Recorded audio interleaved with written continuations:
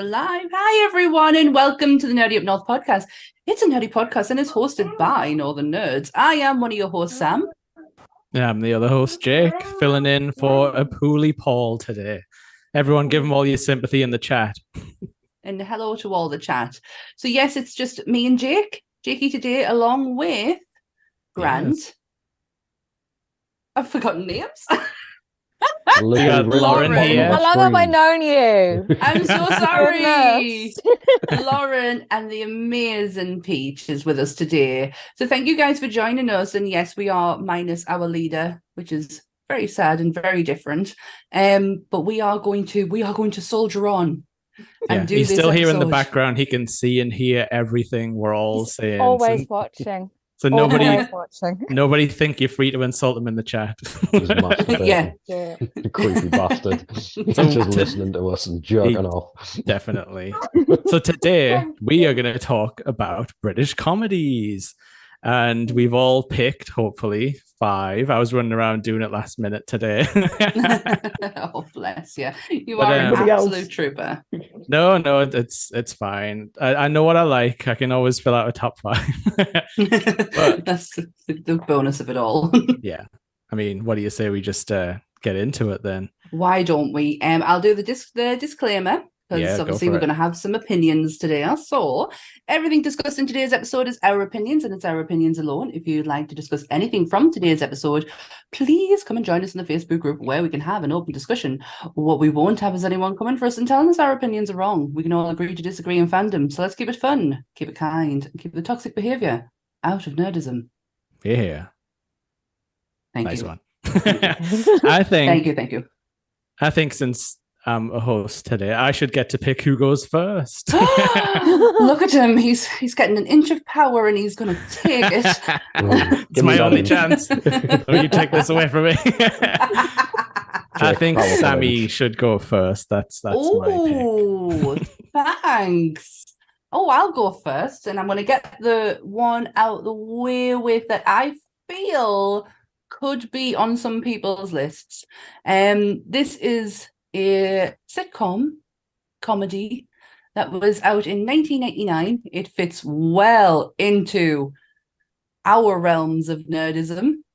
It is The Marvelous and Wonderful Spaced. Oh, Who's yes. got it? Me. I knew there'd be some overlap today. Nerds to a certain age.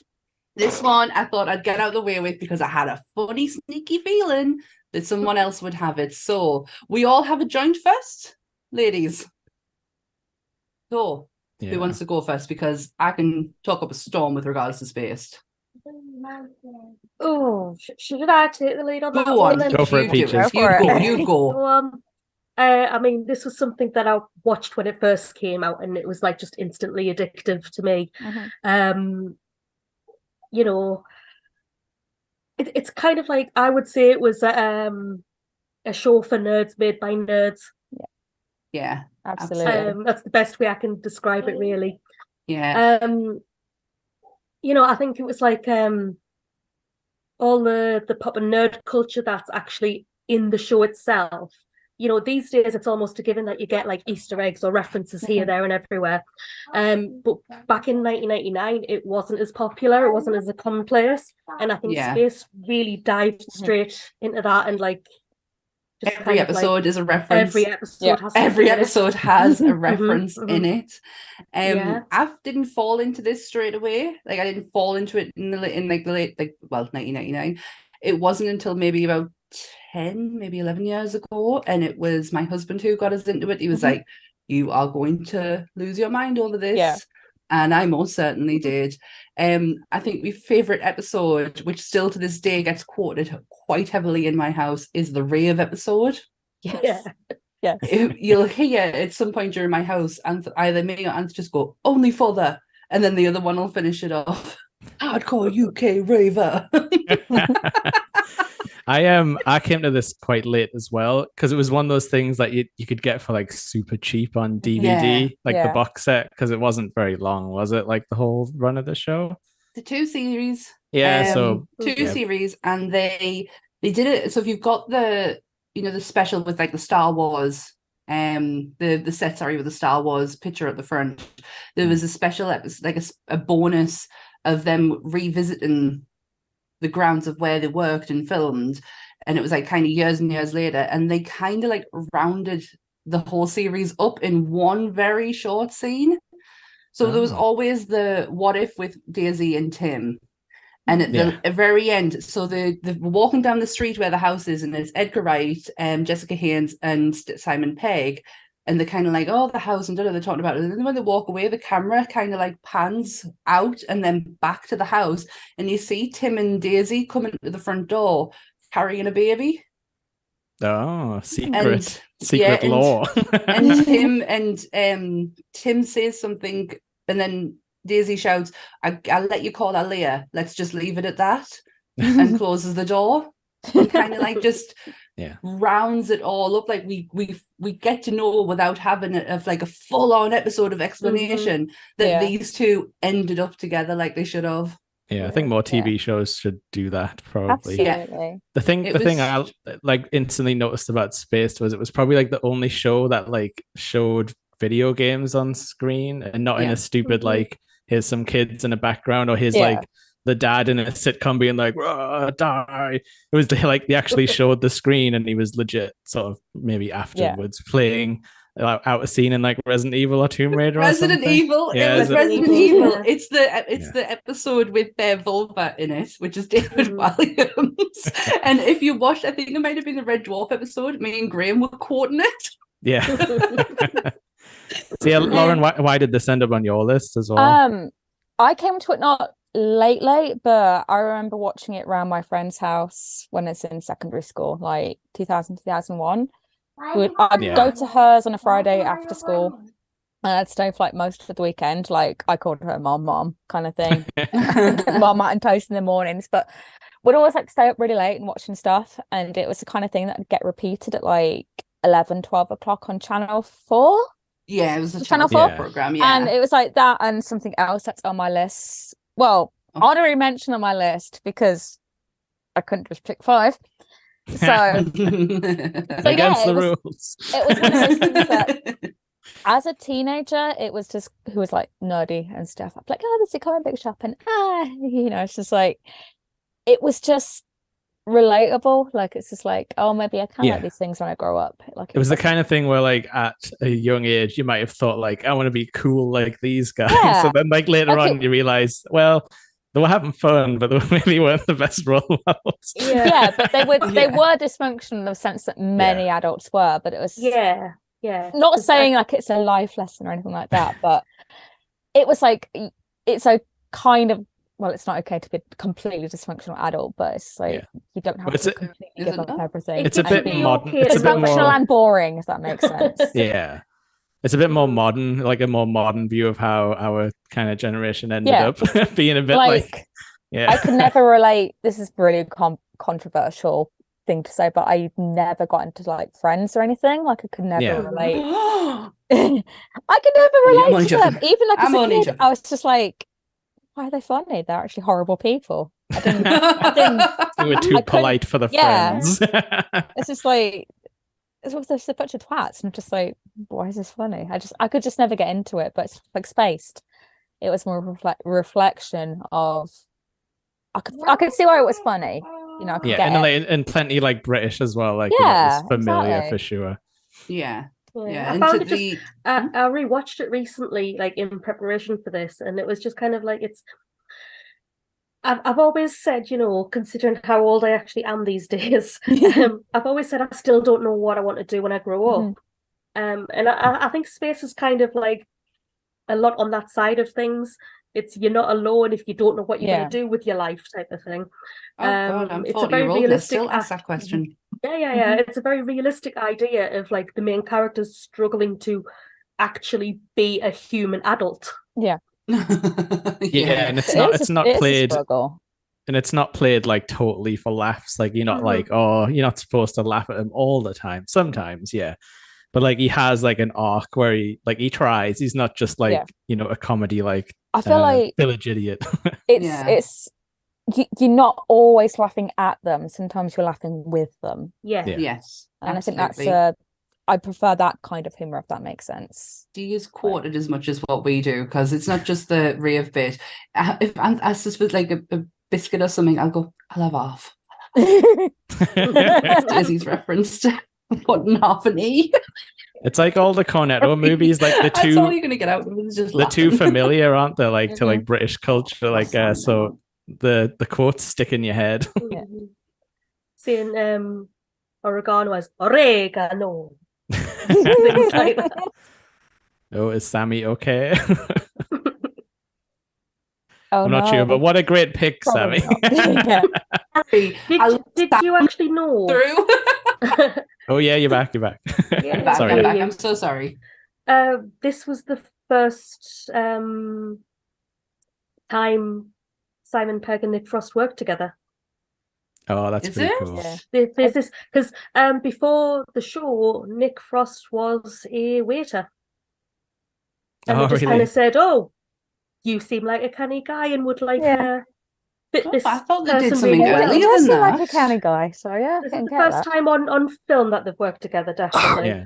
Oh, I So didn't know it started that. something very special.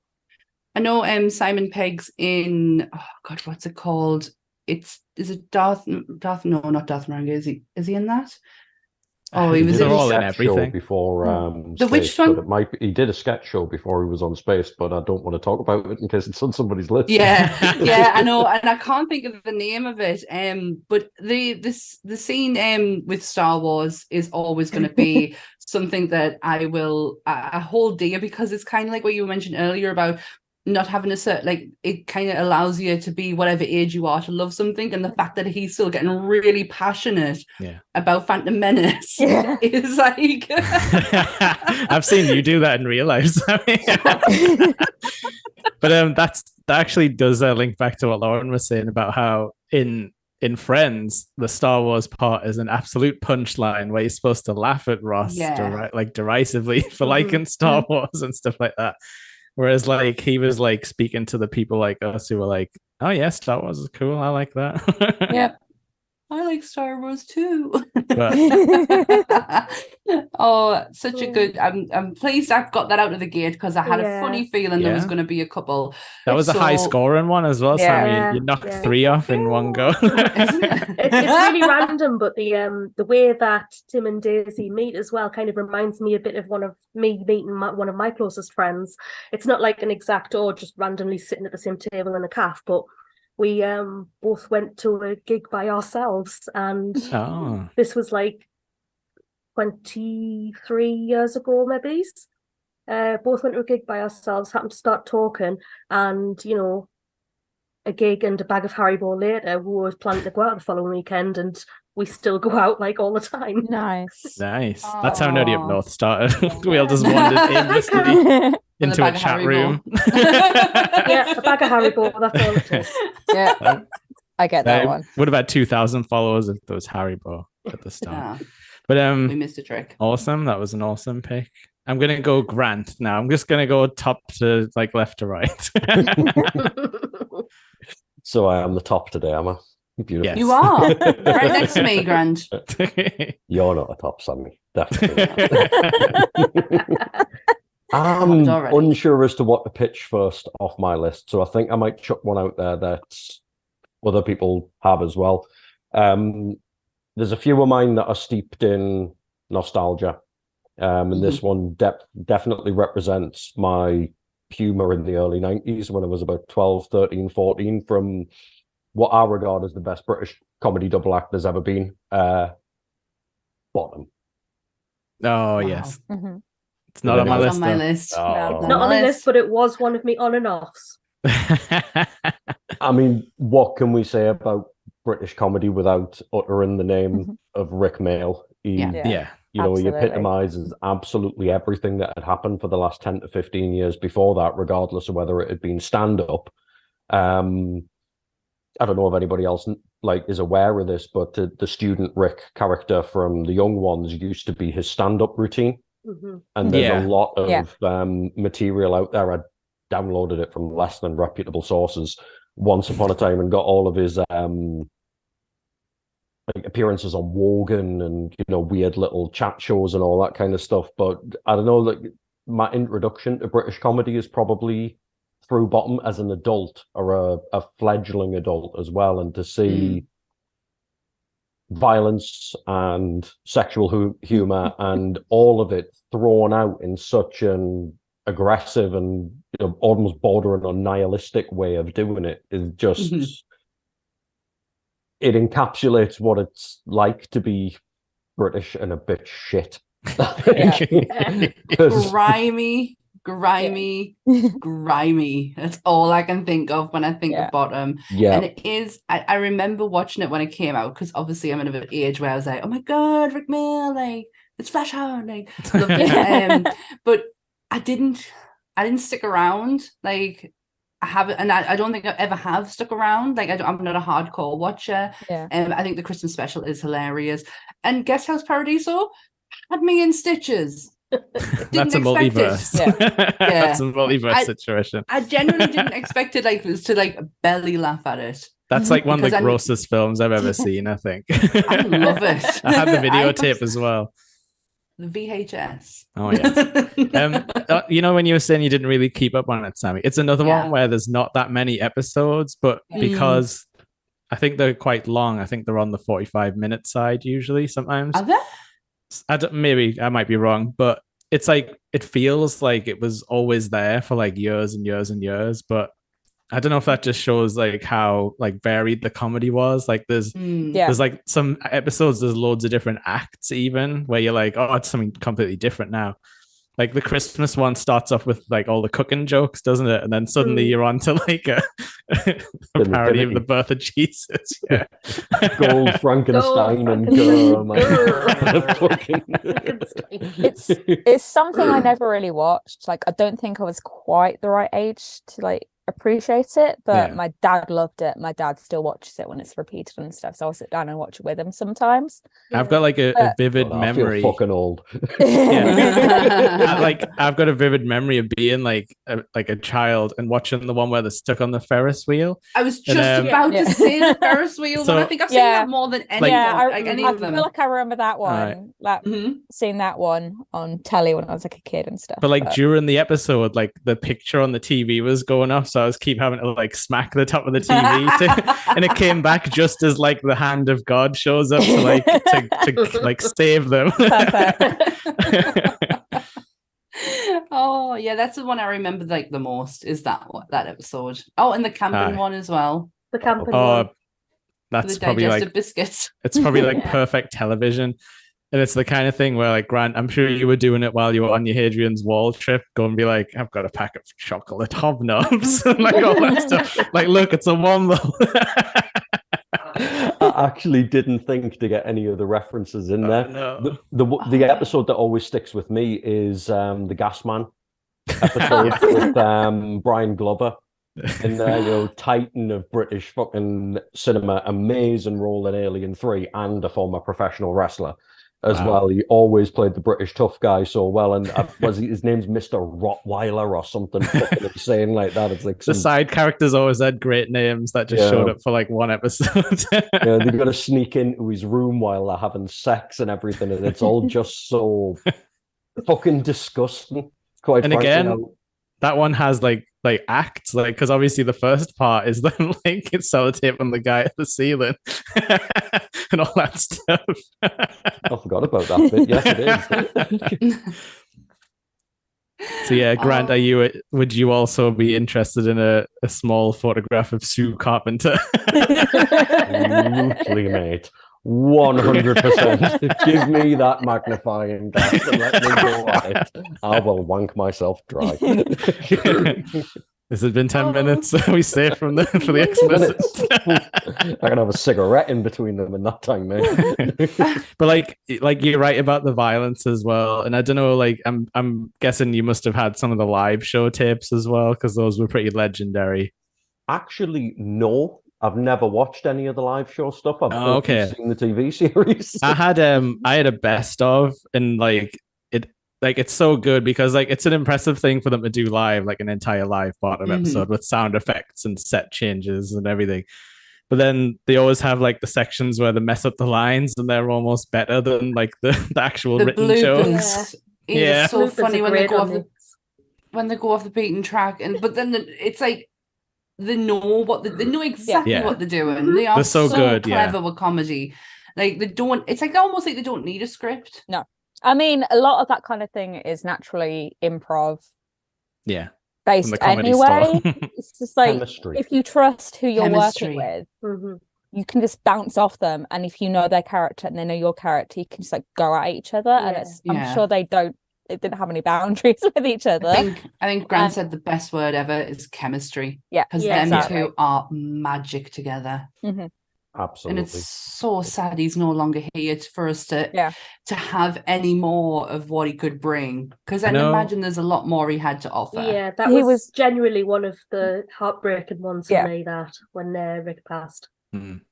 He was he kind of just he missed like the time where he probably would have had more of a voice, like if he'd been around still, like on like social media and stuff. We might have got like a lot more insight into like comedy and stuff. Like he always seemed like super nice whenever you saw like back like behind the scenes footage, but by all accounts like absolute like force of nature. Like you could never tell what he was gonna do.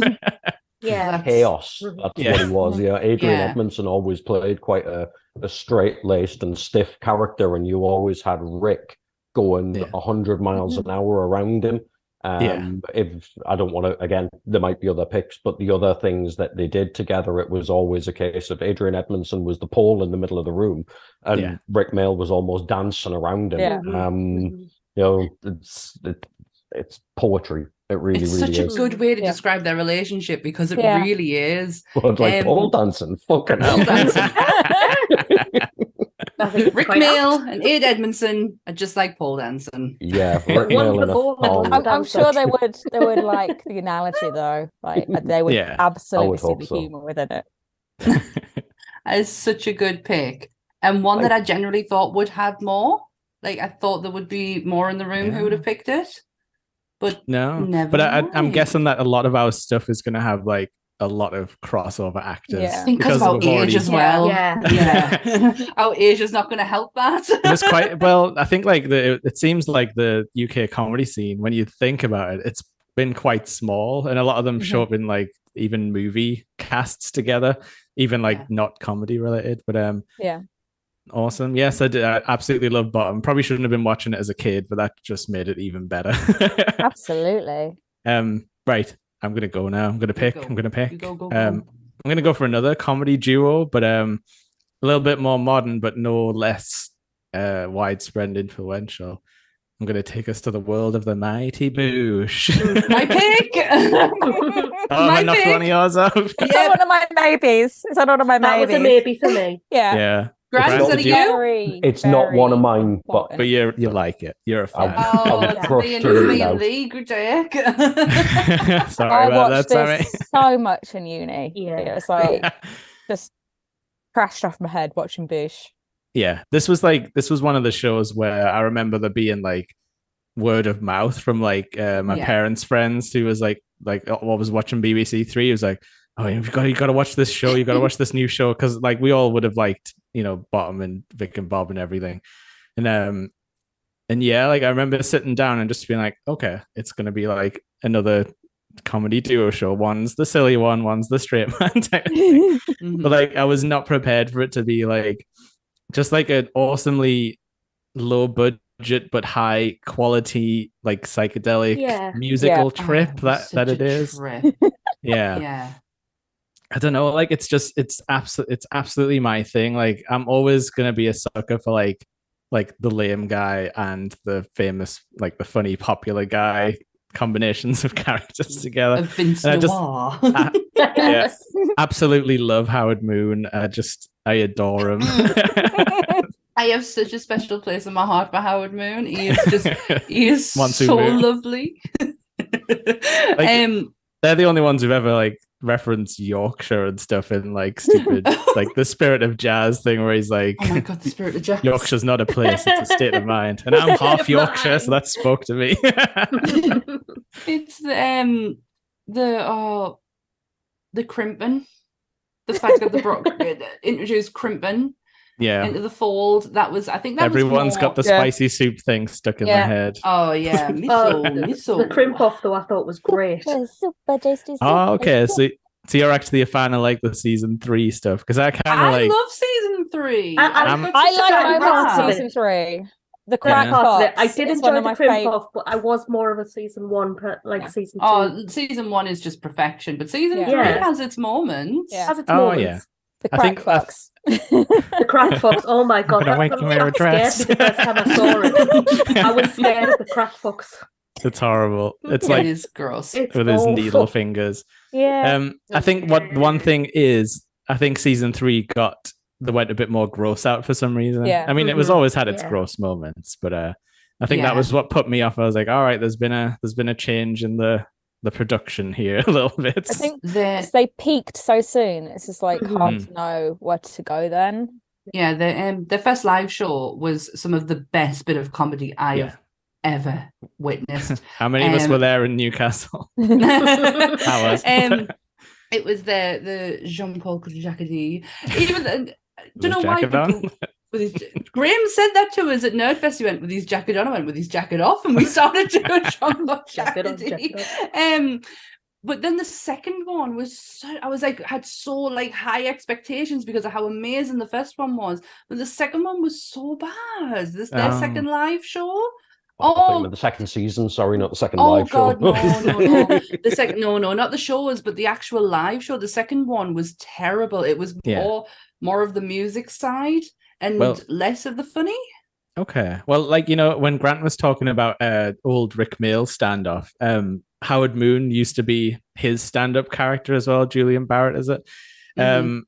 And the clip I saw, it was probably from like the behind the scenes on like the Boosh DVDs or whatever, but he was absolutely bombing on stage. So like nobody got it. It was obviously like a little bit too early to be like bringing out to the people, or he needed the double act sort of dimension to go with it. But it's interesting that people have like trialed characters in stand-up, and sometimes you'd think they would have gave it up after getting like such a bad reaction, but we're happy they didn't. He persevered with that one. What was I going to say something about Howard Moon. We're going to talk about old Greg. How can we not talk about old Greg? What's the one with the polo mints? The eels. The hitch. That's it. Eels. Yes. And the Milky Joe episode. Yeah. Wow. That was fantastic. That was one of the best episodes. I quite like the stag do because I'm wasted. I'm just a Tony Harrison. Oh my god, Tony is one of my most quoted characters. Honestly, that is so funny that he's got is it the Richard Ayoade character? He's like, you know nothing of the crunch. He's like, am I gonna have to assemble this Kinder Egg wherever we go? And he's like, I have a little skateboard. But yeah, like honestly, who would think like the amount of times they've gotten amazing jokes out of let's just put a head in somewhere silly and put makeup, or just put like whipped cream all over him, and now it's the moon that talks every episode for no reason. It's the moon. It's just so brilliant and so psychedelic, and it is just an absolute trip of a watch. And I guess it is very much aimed at our age group, because my dad is such a massive fan of British comedy, and he just does not get this. This is just not his thing. But that's definitely like something about comedy where you're like, I shouldn't be watching this, but it's made for me. At the same time. Yes, like I really felt like this was my show. And again, it was my husband who got us into it. It was probably around the same time as Spaced, that was another good box set because you had like 6 episodes each or something. So something like that. I just perfect night of binge watching. We'd watch just to fall asleep to. On our bulky old laptops back in uni, just in the halls, drag it. This is like before like proper Wi-Fi. We'd have like our LAN cables and just like drag them out into the hall and just like watch on our mattresses and everything. Yeah, like, I did find and that. another show, but might be on other people's lists. We gotta be so careful with this one, don't we? I did find that it had like a second life in sort of like that, like in my uni time. I don't know if it was just because you met like a new group of friends and then somebody goes like super spicy soup, and then everyone's like yes. But yeah, it's definitely one of those ones. It's I mean, we haven't like hit the topic yet, but it's one of those ones that's got a lot of stuff that wouldn't fly these days, like a lot of blackface, a lot of like kind of, I suppose that's it really, but they've done that a lot of times and they've never really addressed it, which is they've never sort of said sorry, which is like a whole big debate in comedy, like is anything outside of the realms of a joke? And it's like, well, I think you just got to read the room sometimes on that one. Would you not say that the Bush did read the room for the time, though? You know what I mean? It was fine. Nobody Bush came out. Nobody even took the connotation as being offensive. No. You know what I mean? It wasn't. I'm assuming we're going with the spirit of jazz here, and Rudy, yeah, you know, it wasn't. It wasn't even done as a parody. You know what I mean? None of that was necessarily caught to the humor, other than the fact that a character needed to be played. Don't get me started on fucking writers' ethics, man. No, it's just you're right. You're absolutely right, Grant. Like at the time, nobody batted an eye, but it's just one of those things where when you watch it back, and it's odd to see it happen in our lifetime. Like you watch it back and you're like, oh, okay, I totally forgot about this angle. But there's loads of stuff like that because, like, obviously there was just loads of phobic comedy back in like the 2000s that by today's standards you'd be like, I don't think people would write that now. Yeah, and to be honest, not even just the 2000s. I know some of the stuff that I've chosen does have things like that in it, but same. It was of the time, and it's a sign. It's of the exactly. It's always a shock. Like I was watching Big Bang the other day, and they make like transphobic jokes constantly, and I'm like, oh, they're really wanting to like beat this dead horse. Apparently, look at Friends. The amount of homophobic jokes that they made. It is, but it was the comedy of the time. Unfortunately, that's how things were, and you can't rewrite them. And no. You've just got to learn from them. It's history. You just learn from it. It's history, and you learn from it. Exactly. It happened. It's not okay now, but it's important to acknowledge like the journey. It's kind of like keeping a track of how far we're coming through that, though, isn't it? Definitely. And you don't have to attach your identity to it. You didn't write the jokes. You just laughed at it once. Once, yeah. But awesome. I'll continue moving across my screen. So Lauren, you're up next. Going on to slightly inappropriately aged shows, I'm going to go with The League of Gentlemen. Oh, nice. Bugger. Sorry, that was yours. I have it on authority that was on Paul's list as well. I've got to say, I wasn't a fan of League of Gentlemen. Oh, I loved it. I wasn't a fan of it. Me neither. Beach, I'm with you. One of the few things that me and my big sister kind of both liked. She introduced it to me. I must have been like in year 8 in school when she started showing this to me, and far too young for it, but I don't know. It's just I quite enjoyed that insanity. I enjoyed the crazy because I grew up before I moved to the big city, I lived in a very small place. Oh no. And so it's very relatable. So it's very relatable, like the local shop, the local people. And I don't know. There's certain things that are not okay now to laugh at about it. But we still laugh, but is it that Papa Lazarou? Yeah, Papa Lazarou. Who's terrifying. Absolutely. Yeah. Hello there. Hello there. It was the one with the woman with the pig nose, wasn't it? No. That's Tubbs and Edward. Yes. But that, brother and sister, and I was like, I've seen matches in chat. I do have memories of being at school with Kelly. We used to be in the opera group together. Hi, Kelly. And I've got a picture of her doing this. I didn't know this. in full outfit. Yeah, apparently that was like sellotape sometimes, like depending on how close up the shot was. So yeah, there was Papa Lazarou, Barbara, the transgender cab driver, who it's a very hard way to learn how to take it, because obviously most people are calling her she in the show, but there's still like obviously the whole, like the voice, the voice and the hair. And but you know what though, when you look back, I think they were like writing it, I think they were trying to be modern, because the way they write it is very matter of fact. Like they're just talking about the transition process, but it is played for jokes, because obviously it's talking in graphic detail about the operation. When you think and then about Dr. it, Chinnery comes along. It's being real about it. And like Grant was saying with the Papa Lazarou thing, like I mean, yes, it was definitely like appropriate in a couple of cultures, but they weren't doing like outwardly racist jokes. No. It's weird.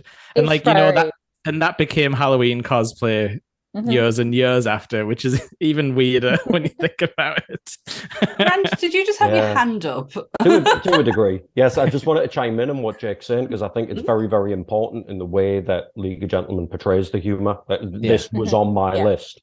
And I think I was lucky in the fact that I encountered season 3 of League of Gentlemen first, and then worked my way back. I don't know if anybody's noticed this or if Lauren's noticed it, but the reason why that's important is because the first 2 seasons of League of Gentlemen have a laugh track on them. Yes, they do. And season 3 of League of Gentlemen doesn't. You've just got it in this brutal, visceral kind of going back almost to the way Bottom is. Everything's dirty. Everything's a little bit grimy. It changed the format. It can get away with addressing elements in a grimy way, if you know what I mean, because they drop the humor down to a dark level. They have to drop the humor for everything down to a darker level. And to me, it helped me get League of Gentlemen a little bit more. I don't think I would have liked it if I watched it from season 1 and had that fucking canned laughter thing going off in my ear the entire time. But I almost learned to shut it out working backwards, and saw just how kind of to the bone it wanted to be. It never pulled its punches with anything that it addressed. It always went in completely headlong. Sorry, I'm rambling. No, it's fine. This is your I do pick have too. like an interesting factoid. Somebody who taught me at university taught the guys at a previous university. Like he moved, like when he's a teacher, he moved teaching around different universities, but actually taught them at their uni. So they were always like that, apparently. So he were always scary. He'd always roll his eyes when the subject would turn up. It's like, I'm talking about this. Like all 3 of them have such different styles though, because like Mark Gatiss is very much horror centric. Stephen what's his face is like comedy chuckles. And Reese is just fucked up. He's scary in a different way. Terrifying about Reese. I really like it from like because I've got a slight bias having like a degree in theatre, so I find it fascinating from the technical point of view. And like the process they must go through to work on it, and to combine all 3, it's to make it, Lauren, I'm guessing you must have checked out some Inside Number 9 as well. Yes, I love Inside Number 9. Sorry if I'm sniping anyone's pick.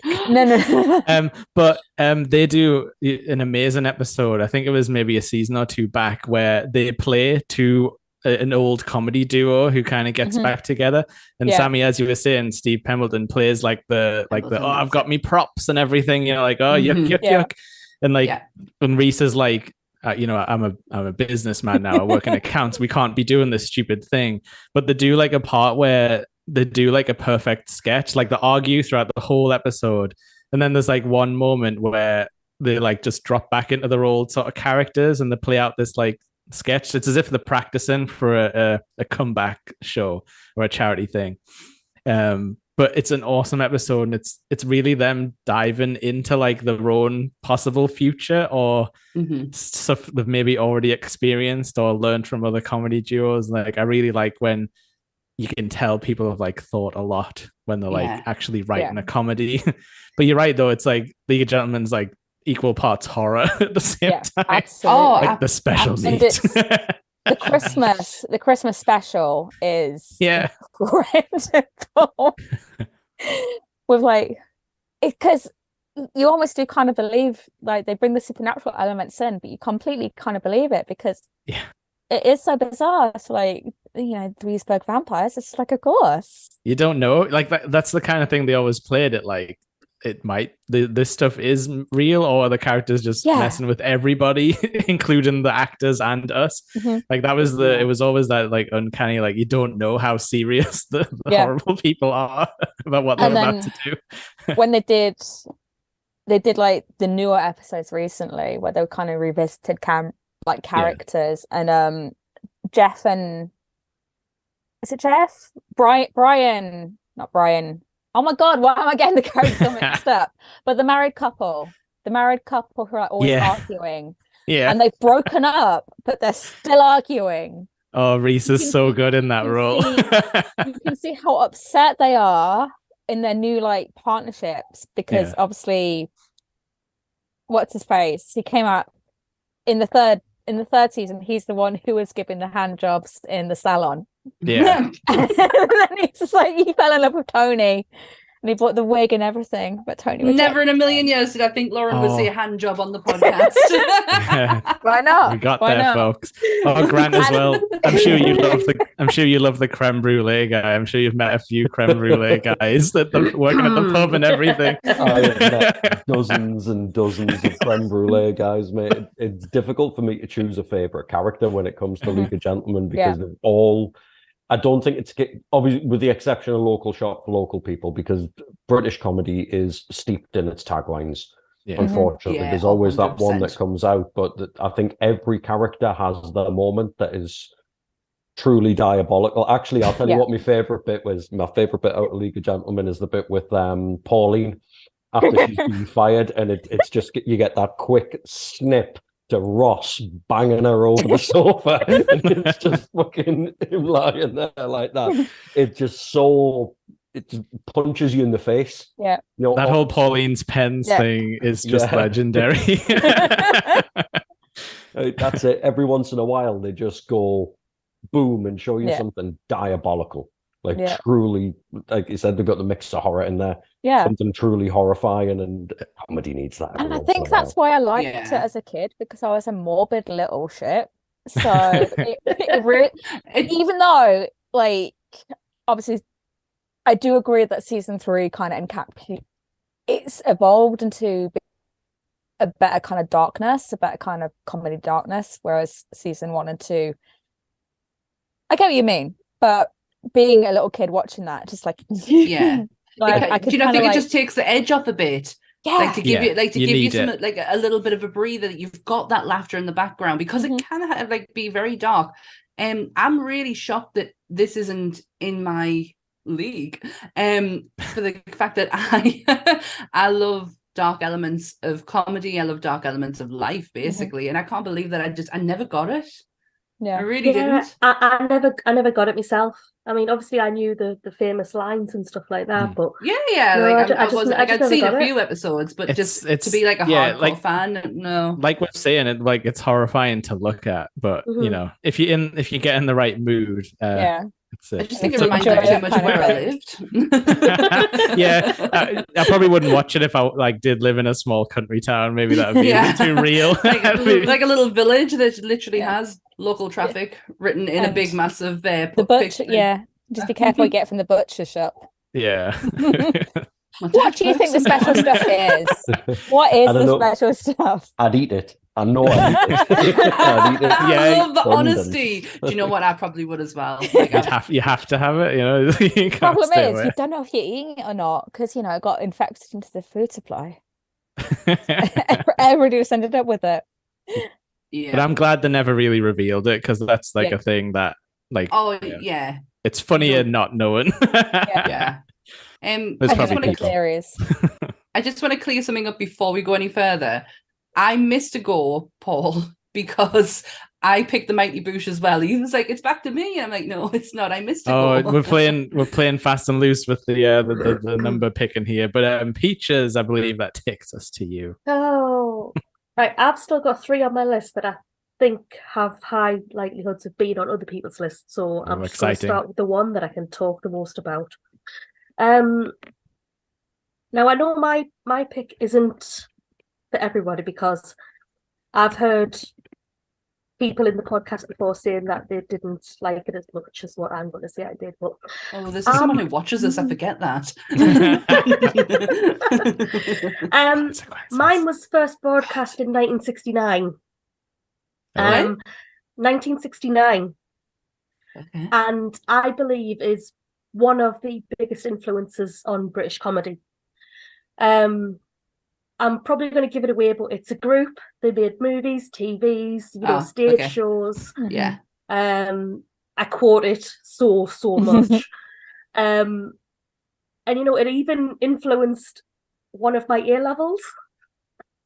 Nice. I mean, the giveaway for me now is, if you haven't got it, I took philosophy for my A level. And I had a copy of a certain song on the front of my philosophy folder, the Bruce's Philosopher's Song. It is Monty Python's Flying Circus. Yeah, I knew it was, but I'm terrible and I haven't seen much of it at all, apart from what I've absorbed from parody. Yeah, I've seen a film or two, but I'm just, I don't know why this passed me by. Maybe I'll get it in a few years' time when I'm a bit older. Peaches, when did you watch it? As a child, or was it sort of something you found later? It was probably about teenager. I was probably about 13, 14 when I watched it for the first time. And the jokes still hit for you. Most of them. Yeah. Most of them. I would say there's probably a lot more that I understood when I was further into my 20s. Yeah. On one of my rewatches. But I mean, at the time, it's one of my favorite books is Graham Chapman's autobiography. I will sit and I will read this book when I want a break from reading. Who's Graham Chapman again? Is the one He's the who one passed who away? He passed away. Well, Terry Jones has also passed away since, but Graham Chapman was the gay member, and he passed away in, I think it was 1989 possibly. I watched his memorial service. About that time. Yeah, I watched his memorial service recently. John Cleese wanted to claim to be the first person to say "fucking" in a funeral. Yeah, they didn't go to his actual funeral because they didn't want to draw attention away from him. They wanted to it was about his family and his friends enjoying his life and celebrating his life. And then they did a memorial service, and it is some of the funniest fucking comedy I have ever for a memorial service. For a memorial, they went fucking hard. It's unreal. I mean, I will show it before I finish talking about it, but I have got a really random piece of memorabilia sitting next to me on the Monty Python subject. Interesting. But I mean, it's the foot. There was a group of us when we were teenagers who absolutely adored Monty Python, and we would spend a lot of the time in the schoolyard just shouting sketches at each other, and stuff like that. I've had the luck to actually meet Michael Palin and Terry Jones as well, so I've got a few autographs, and I'm kind of like, and randomly Michael Palin was signing books in Ottakers in Sunderland. Nice. That tells you how long ago it was. Yeah, it was Ottakers. It's like Ottakers. One, woof.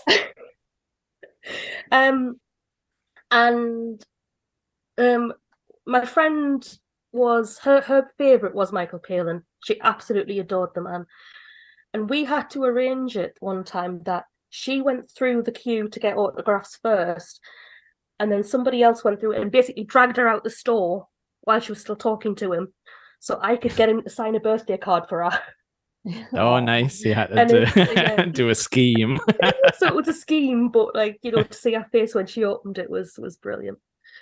But anyway, yes, back on subject. I mean, if you think about it, Monty Python, without the people on Monty Python, we wouldn't have Fish Called Wanda. We wouldn't have Faulty Towers. There's loads that we wouldn't have. I mean, there's comedians as well. They've all gone back and said, oh, Monty Python was a big influence. People like Eddie Izzard and things like that, they've all come out and said, they had a massive influence on me. Well, it's so surprising, given that when it comes to comedy, there's not a lot to really work from. Like, we do have like the likes of Morecambe and Wise and then the two Ronnies, but when it comes down to serious, like hard-written comedy sketches, there's not really a lot to base it off. Like the Pythons were the forefront of that kind of comedy sketch show. Like, they elevated what you would get from the likes of the two Ronnies, because let's be honest, two Ronnies, absolutely hilarious. I still find their jokes so funny. But I just feel like the Pythons just elevated that humor. But like Paul said in the chat, it's too grown up, and I don't get it. I totally agree with Paul. It's very grown up humor. It probably was like the kind of thing where, like, I mean, a lot of the comedy shows we have enjoyed are also from like university educated people, like even like Bottom and stuff. Like they're not like scratching the way up from like Sunderland, like like we're trying to do. But it probably was that thing where they were like, oh yes, we've been to like, you know, like we're gonna come in with a professional attitude to this hilarious stuff, and it's obviously took them to a level that got them like massively noticed. I think like I remember hearing that even like the South Park crew were like heavily influenced by like Python when they were growing up. So like there's loads of like there's just like a like butterfly effect where we might not have anything in the form it is without that kind of coming out. But it's interesting how American nerds love it. I don't know how much of it translates. But a lot of them it as well, because even if you're not a fan of it, you can't tell me you don't know, like, nobody knows nobody expects the Spanish Inquisition or the Dead Parrot sketch or something like that. I do, but I just don't get it. No, that's fine, but the point is that you've heard of it. Yeah, I've heard of it. I just don't get the joke. Someone needs to explain it to us. I mean, you know, I once made a sketch like the in-between bits that Terry Gilliam used to animate. I got an idea for that, and I've done a Terry Gilliam style animation once. Nice. It didn't get made, but like I had the boards all drew out and stuff like that. Anything I think any like comedy that inspires you to like create something yourself is a massive success. Yeah, absolutely. If I may, I think something that's just dawned on me there in relation to the Dead Parrot sketch, there's something about British comedy and the way that it's delivered. Because Sammy said just before that she adores the Four Ronnies, and the Dead Parrot sketch and the Four Candles sketch are basically the same joke. Yeah. And it says a lot about how I get the Four Candles one and it's the two Ronnies. Did I say Four Ronnies? Sorry. Four tops. I wonder why you did that. Yeah, four tops, two Ronnies. But yeah, I think it says something about like people's taste in comedy and the way that it's delivered, because those two jokes are essentially delivered in exactly the same way, with almost exactly the same timing and intonation between the two people in the sketch. The only difference being the two people that are delivering it. I get the Four Candles joke. Now I feel like I'm getting the Dead Parrot joke. I mean, this is where we get into like that. There's a science behind comedy. It's there's fucking a meta. reason things are funny. But yeah, I mean, being silly is not as easy. Oh, there definitely is. Yeah, like timing, tone, enunciation, everything. It's just like people think it's easy, but it takes a lot of writing and planning to make a silly sketch. As somebody who has acted on stage, comedy is way harder than being serious and dramatic, because See, I can do serious and dramatic. That's what I did in college. I did A-level drama, and and you've seen everyone's memorial service. I really have. That could be a whole other podcast in itself. Sammy reviews memorial services. Pretty much, I'd do it. But no, I'm very dramatic. I could never do comedy. I think I'm funny, but I'm not. I laugh at myself. That can sometimes be funny though. That's another part of comedy. Unintentionality. I always got told you should never laugh at your own jokes. I laugh at everything. If I come out with a really good funny, I am wetting myself. Oh, you should. No, absolutely. If you're not cracking yourself up, what are you doing it for? Wow, so good. But Sammy, that takes us But yes, sorry. Peaches, sorry. Oh, do you want a final say? Oh. The prop. I have a very special edition of a spam can with stinky French garlic, with the Monty Collector's Python people edition. on it. It's actually made in Denmark with Chinese garlic. Wickedly smelly Spamalot collector's edition, yes. Released for the the release of Spamalot. I hope it doesn't explode one day. Yeah. Did you eat it? Or is it still in there? Oh, you're being told to eat it. I'm not going to eat it. No, this is not getting opened. But the sell-by date, the best before end date, is November 2010. That is how long I've had this tin. Oh. And we know that spam lasts forever. If the zombie apocalypse happens, you might. Shout and eat it in chat. It's going to be like a kind of Sturmovig or whatever that fish thing is that explodes. This is one of my most random and prized possessions. Now be careful, we run a live streaming service. How much would somebody have to pay you, an audience, say, to eat from the Spamalot can? Come on, Goodwill. Get those donations. If we could find you a second can, would you eat it? Lick the spam can. I'll lick the can. You can't say that on television. She licked it. So yeah. Just for you, Goodwill. More props on this show, I say. But yeah, Sammy, should we run it back? It can be, yes, if you'd like it to be. But is Lauren not? I'm so confused by the running order. I went with League of Gentlemen. Oh, League of Gentlemen. Me? What are you? Don't think gone? too much about it, Sammy. Okay. We'll Just get go there. over it and we'll see who's left, who's got what left at the end. Yeah. I've got some absolute chaos. Okay, well, I'm going to go with something that's I don't know if people have this on the list, but I'm sure I'll have a reaction of, oh yeah. It is from 1981. It is one of the comedies that brings my family together. It's so massive in my house growing up. So yeah, I'm just gonna blurt it out. I really find it hard these days to introduce my picks. It's okay. Especially when you use words like it's Only Fools and Horses. There you go. Oh, you plonker, Sammy. That's easy to intro. I know. Has that knocked anyone else's off the list? Anyone else? No. I had a lot of people in my family tell me it should be on my list. Yeah. While I think do appreciate it, it is not one of my favourites. Yeah, I think my father would have killed me if I didn't have this. Would call me an absolute bullshitter for not having it on my list. No, I'd call you a plonker. Call you a plonker, Rodney. Yeah. It's called as worse. A plonker Dave. It's been. I cannot remember a time that this has not been in my house. We've had it on VHS, we've had it on DVD. If I need to just put something on in the background just to hear familiar voices, this is something that I will put on. Again, it is one of those programs that is not aged well with time. However, some of the jokes still land. They're still incredibly funny. I do actually have a bit of a stupid story that goes with Only Fools and Horses. We found the episode of what it is, but when my mum was in labour with me, my dad was watching this episode, and obviously it is 83. It is the July of 83, and there's no reruns. There's no recording or anything like that. He literally just had to watch it. And he told my mum that they couldn't go to the hospital until the episode had finished, so she just. To help her with her contractions, she went, because my mum rode motorbikes, and she just went and sat on her motorbike and waited for time to pass. And we found the episode because on the VHSs of Only, it actually tells you the original airtime. Oh, really?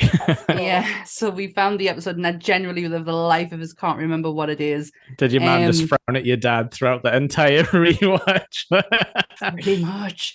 Honestly, I think Rodney was on the table of names. I'm actually named after Sam from Cheers. That's where my name comes from. My mum wanted to give me and my sister, who actually was meant to be my brother, because that's what she thought she was having. She wanted us to have names that were universal, so I could be like male or female names. She wanted us to have. Michaela is basically Michael with an E on the end. So yeah, she wanted the same for me. So I'm named after Sam from Cheers, but I came so close to being a Rodney if I was a boy. So like alternate universe, you is Rodney. Rodney. The Rodney podcast. Yes. Only Fools is a weird one for me because I think it's like it was my grandparents definitely liked it, but my parents grew up in were formative age in the 70s and 80s when like counterculture was coming in with a comedy. So it wasn't anything that was on in my house, probably just because my parents were rebelling. But I've definitely seen episodes with my grandparents. And obviously, if we want to bring it back into nerdy and comics, there's a really famous Batman and Robin episode. Batman and Robin scene. Which I have never seen my grandmother laugh as much as she was at that episode. Coming out of a mist in their costumes. I think that whole trilogy for that ending, which should have been the ending, but I can get over that. Them last 3 episodes, I don't think a comedy has been written as good as that until that point. Like, it was so fucking funny.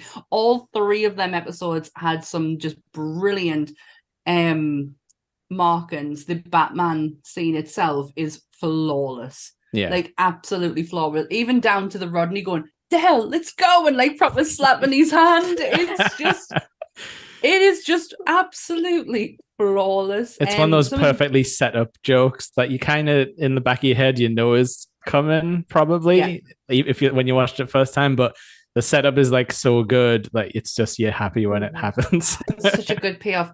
But the thing is, Warney Phil's, it's not just all about the laughs. There is a lot of heart in there. There is obviously at the beginning you've got Rodney, Grandar, and Dell, and we lose Grandar, and they did it so seamlessly. He kind of like he was ill, like they kind of give you indications that he was ill, but in actual fact it was a scam for them just to be able to get a house. But he really was poorly. Yeah. And you'll notice episodes where he's just not there, and it's like, "Oh, is he Grandad? How's he doing?" And then he's gone. And they actually address it with a funeral scene, and Dell just being it's been put on TikTok quite a lot, this scene, over the last couple of weeks. And Dell going through his day-to-day, or going through the whole funeral service, and the afterwards just being Dell, happy-go-lucky, he's a card of a lad, always joking. And Rodney just says, "How have you getting over it?" And he's like, "I haven't even started to process all of it." And it's such a beautifully written scene from somebody who you just don't see it coming from. You don't see, you just think it's going to be, I mean, he does start the line with, "Why are you such a plonker, Rodney?" But then he goes into the serious side of it. And there's been a couple of times where David Jason's caught you off guard with his actual ability to make a room just melt. There's an episode, one of my favorite ones is when his dad returns, and his dad, obviously his dad left him after his mum died, and Dell's always been the one who's had to make sure the family's okay. And his dad comes back and convinces Dell that he's actually not his dad. When in actual fact it's Rodney, but but he convinces him through faking a blood condition that Dell is not his son, and he tries to ostracize him out of the family. And when Dell finally figures it all out and he relives it back to Rodney, the heartbreak in Rodney's face that he actually believed him over Dell. It's just, again, it has some punches in there that you just don't expect, because you're just looking for the laughs all the time. Like surprising depth in between. Massively. But don't get us wrong, there is some absolute corkers. The bar as well, like the bar moments. That's too legendary almost in British comedy. There's the chandelier scene that will always come up on any comedy list, and I can hear that in my head. Like I can hear the laugh track, like the gasp track. And, the one I remember from childhood vividly was the exploding blow-up dolls. Oh, they got the XXO dolls. Yeah. Like I was like, what? You don't get dolls called Busty Belinda. Like, I didn't know what, obviously, like as an 8-year-old, I didn't know what a blow-up doll was, and my parents weren't about to explain it to me. But I still find it funny that these dolls are like going boom in the back of the car. It's just the noise as they inflated. Which again you would think is Belinda. Would you think it's a very lowbrow joke, but it hit. And all of our grandparents loved it. I have a lot of love for the they did a lot of specials between series. If you look at Only Fools and Horses from a series perspective, there's not quite a lot because they did a lot of specials. One of them is from to Hullenbach, and it's the Diamond Heist. Yeah, with Boise and Abdul. Oh my god, that is some brilliant writing, and that is minus an audience. Yeah. So you're not relying on an audience in that. You've got to know what's going on. You've got to understand the jokes because you don't have an audience who's able to tell you where it is you should be laughing. That one and A Frog's Legacy, which is the one where you kind of realize that Rodney is not really Dell's like brother. Oh, okay. Because this is the one where you find out about Freddy the Frog and the gold bullion that he stole, and he sat on his own detonator and killed himself. And it's such brilliant writing, and it's something that comes into play later on down the line. And obviously you get Rock and Chips, which is based around Freddy the Frog. I'm pretending I'm understanding all these phrases, but I hope some people do in the chat. I'm sure lots of people are. So yeah, Only Fools and Horses. No, if I didn't put it in my list, my dad would just go for me. It's awesome. I'm sure we've all got something on the list that we did used to sit as a family and watch, whether it was appropriate or not. Yeah, but it's. Unless you've got like a family who hates jokes. That was the thing about my family. They never, even if it was inappropriate or not, they would never explain it to us. Oh, so you just had to wonder. Just had to just look around like, what? Why is that funny? Why are they laughing? It wasn't until I was like older and I'm watching them again. I'm like, oh, I shouldn't have been able to get that. I shouldn't be watching that. Yeah. But that was a lot when I was a lot of things when I was growing up. I never had a lot of things explained to us. Same. Well, now you've got a whole podcast full of people who won't stop explaining things. Oh, how the tables have turned. Yes, so Only Fools and Horses is my third pick. Okay, I'm gonna pick. I'm not sure anyone would have this on the list, but I'm gonna throw it out there. It's a sort of 2000s-ish era Vic and Bob show called Catrick. Anybody? Nobody? I know of it. No of it. Oh my god, Jake. That's okay. But it's basically Vic and Bob have described it as like something they're like very proud of like pulling off. But it's basically got like it's like a silly story. It's based on characters from like I think A Smell of Reeves and Mortimer or A Bang Bang Reeves and Mortimer, where they would do like an old club. And basically it's the two bouncers from that. Like they've worked the characters into like a more sort of dramatic story. But it's the story of a guy basically going back to his hometown to find his son. And revisiting. It's in Catrick as well. Like he was in the army and then comes back. And basically just obviously it's Vic and Bob, so everyone's weird. Everyone's in it, like Tim Healy, Matt Lucas, everyone you'd expect. Reece Shearsmith is in it as the most like, I don't know, he's just a criminal, like he's a murderer, everything. He's chasing them basically. He's the bad guy. So it's who Reece imagines himself to be. Yeah, very, very, very scary, but it's interesting because like Bob Mortimer's character is kind of like a straight man who goes along with anything, like a nice guy sort of thing. So he's like, oh yeah, that's fine. And like Vic's playing like his weird brother who's like, all right, Carl, so you come home then type of thing. So they've got like obviously a super weird dynamic, but they just meet all these like weird and wonderful characters. It's funny because it's set in Catrick, like actual real life Catrick. So like you'll see places that actually exist. And Reece Shearsmith as a sin is playing the bad guy. but he's also the one who's the most annoyed by all of the stupid characters. Like he's the one reacting like someone normally would react if they met like Matt Lucas playing a weird like hotel manager. But no, this is like crazy. I have never heard of this. No. And I've literally typed Patrick in, and the first thing that came up is Patrick TV show. It's worth a watch. Like it's very like League of Wow. Gentlemen, kind of like a bit like definitely dark. It's got a twist ending. It's but I know I just love it. It's one of those like things where I saw it on TV, I got the DVD, and then I gave it to all my friends, and I was like, "You have to watch this so that we can shout the catchphrases." I don't You can give it to me. It's definitely worth a look in if you can get it. I'll have a look into it. Certainly. That's fine. That ticks Yeah. one off my list. That was a nice, quick and breezy one, wasn't it? Yeah, it's definitely one of my favorite Vic and Bob things. I for never sure. got Vic and Bob. Okay. Never got the humor. We It's used- just Shooting Stars was a thing I would sit down with Shooting my Stars parents I and loved. watch. I watched it. I watched it, and obviously I laughed along with it. And Yeah. Matt Lucas was fucking brilliant as George Dawes in that. But I when think it he might came, have peaked there. maybe. But the actual comedy, I never got. Like it's too wacky for me. Yeah. Like my mum loves Bob Mortimer. Like loves him. He does all these programs and at the moment, and his autobiography.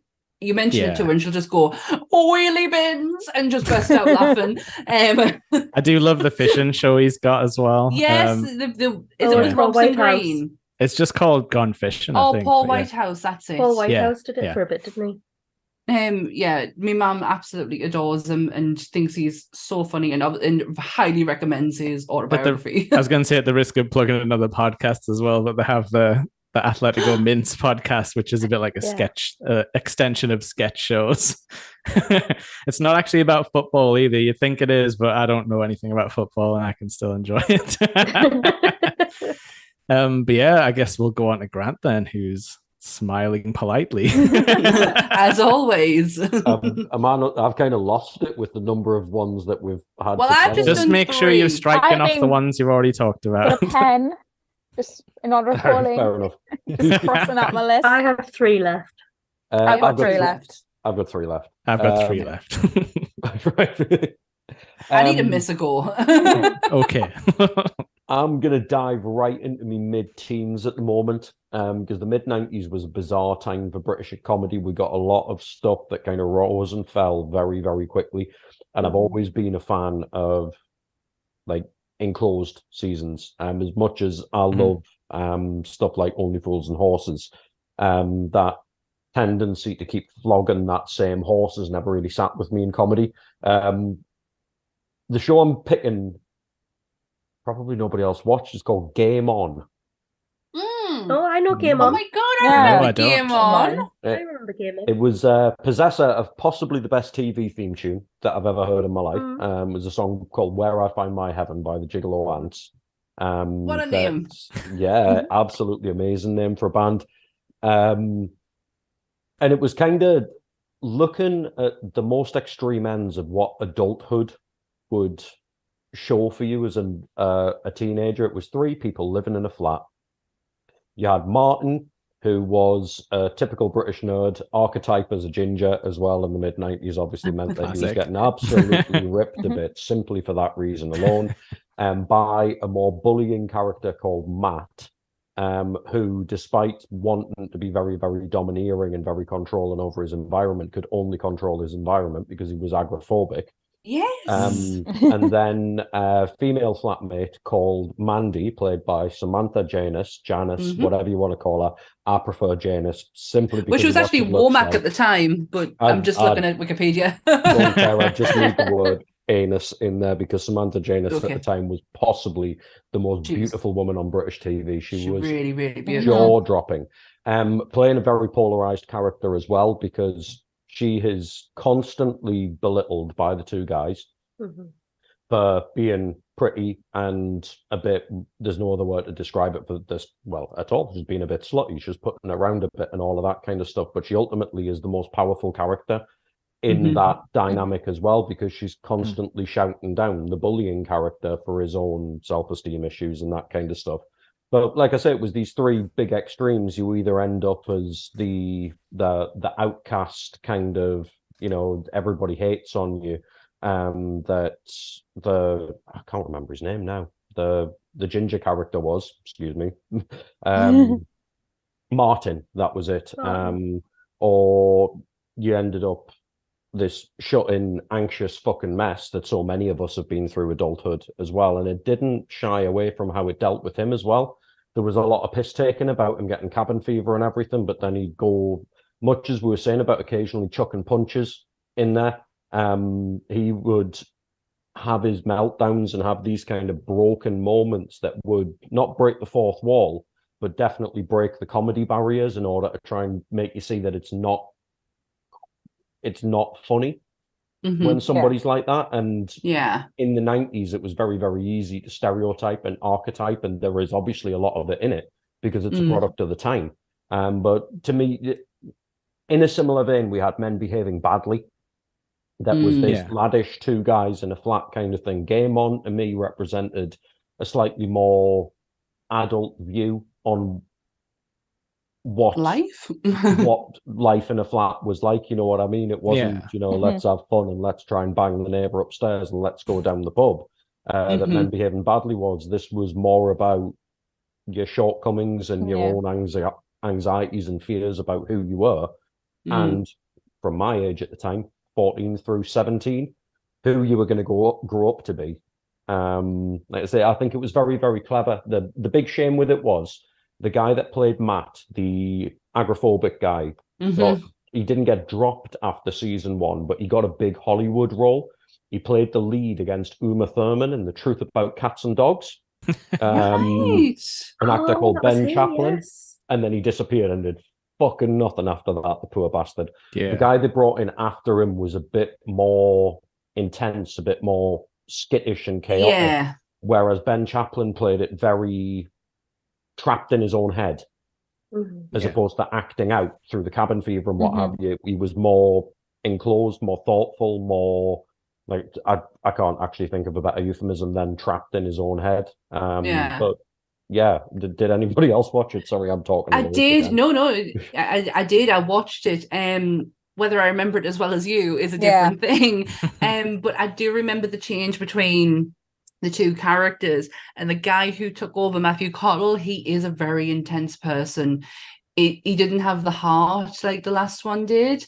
Do you know what's so funny? That it's actually doing the rounds on TikTok at the moment, like clips from Game On. Really? Which I think is so like bizarre, because I'm like, why would anyone remember this? If you weren't there.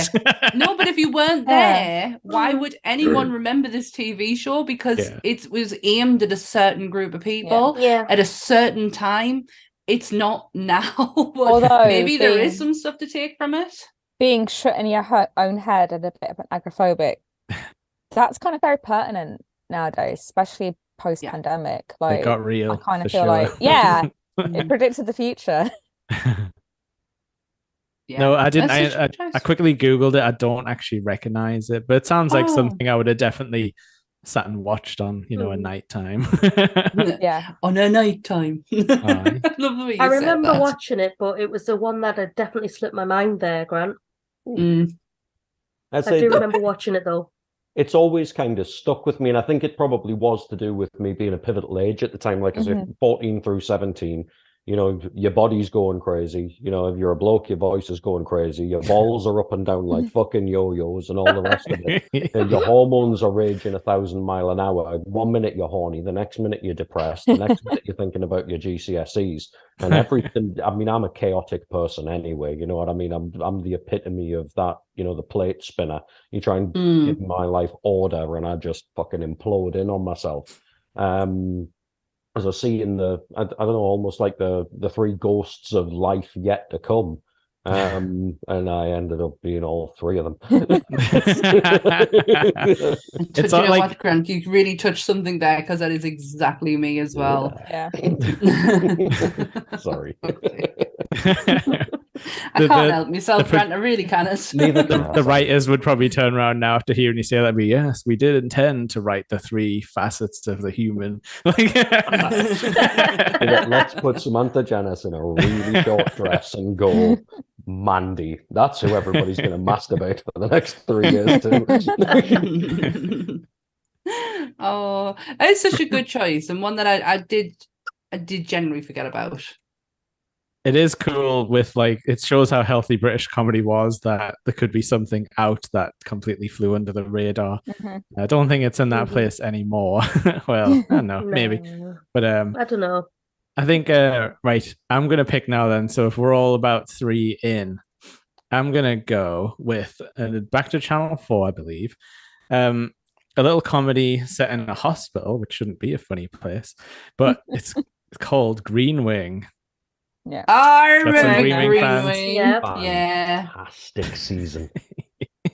So I haven't knocked anything off anyone's list. No, but Green Wing to me was definitely completely missed it on television. Can't say I was on the ground floor of that one or anything. It's just another one of those box sets that around sort of college uni time you would just find yourself lending off somebody. But it's such an interesting show because at its base it's a comedy. It's like, fish out of water, new person gets a job, has to meet all the crazy characters and have a love triangle. But like the way they've written the comedy, it's obviously absurdist, but it also, I'm pretty sure like a lot of it's improvised as well. Like they kind of just sat these people in a room and let them go crazy and just showed us like like the most nuts take they could get out of them. But yeah, like it's just one of those that you have to see, like, to believe, I think. But I don't know. How does everyone else feel? Like, I just think it's like one of the most well-written comedies and improv shows I've ever seen. In relation to the improv bit, I've got no source on this, but I'm much the same as you, mate. I've discovered it through box sets and people going, here, watch this. And I'm positive at the time I was told that it was filmed in a working hospital, that they'd only shot small bits for it. A lot of the backdrop of what you see going on in the background of it is actually hospital workers doing what they were doing. It was like, can we rent this office for 3/4 of an hour? Can we shut off this corridor for half an hour? And they just dove in and did it. If somebody wants, in fact, I'll fucking Google it. I mean, from personal experience, the film crew will pay them. So, I mean, I'm guessing that wouldn't go down too badly, I mean, it was a different time. You probably wouldn't be able to find the space now. No. But this has got, I'm terrible with actors' names, but when I was saying there's a lot of crossover, it has the weird neighbor from Spaced. I can't remember his name. Brian. Oh, Brian. Yeah. He plays Dr. Alan Statham, and his character, it's nothing like Brian, is just the most like manic, like, I mean, he's in Friday Night Dinner as well. He's in all sorts. He's which is another one on Paul's list, by the way. But he's like the most neurotic person you've ever met, and he's in a horrible relationship, and you get to see way too much into that horrible relationship. I just love, like, there's a set of characters that are just like the admin workers, and like one of them's, it's like, if you've ever worked in an office, like, there's the mum type who comes in late and always has crazy stories about the kids, like comes in with like puzzle pieces stuck on her back and stuff like that.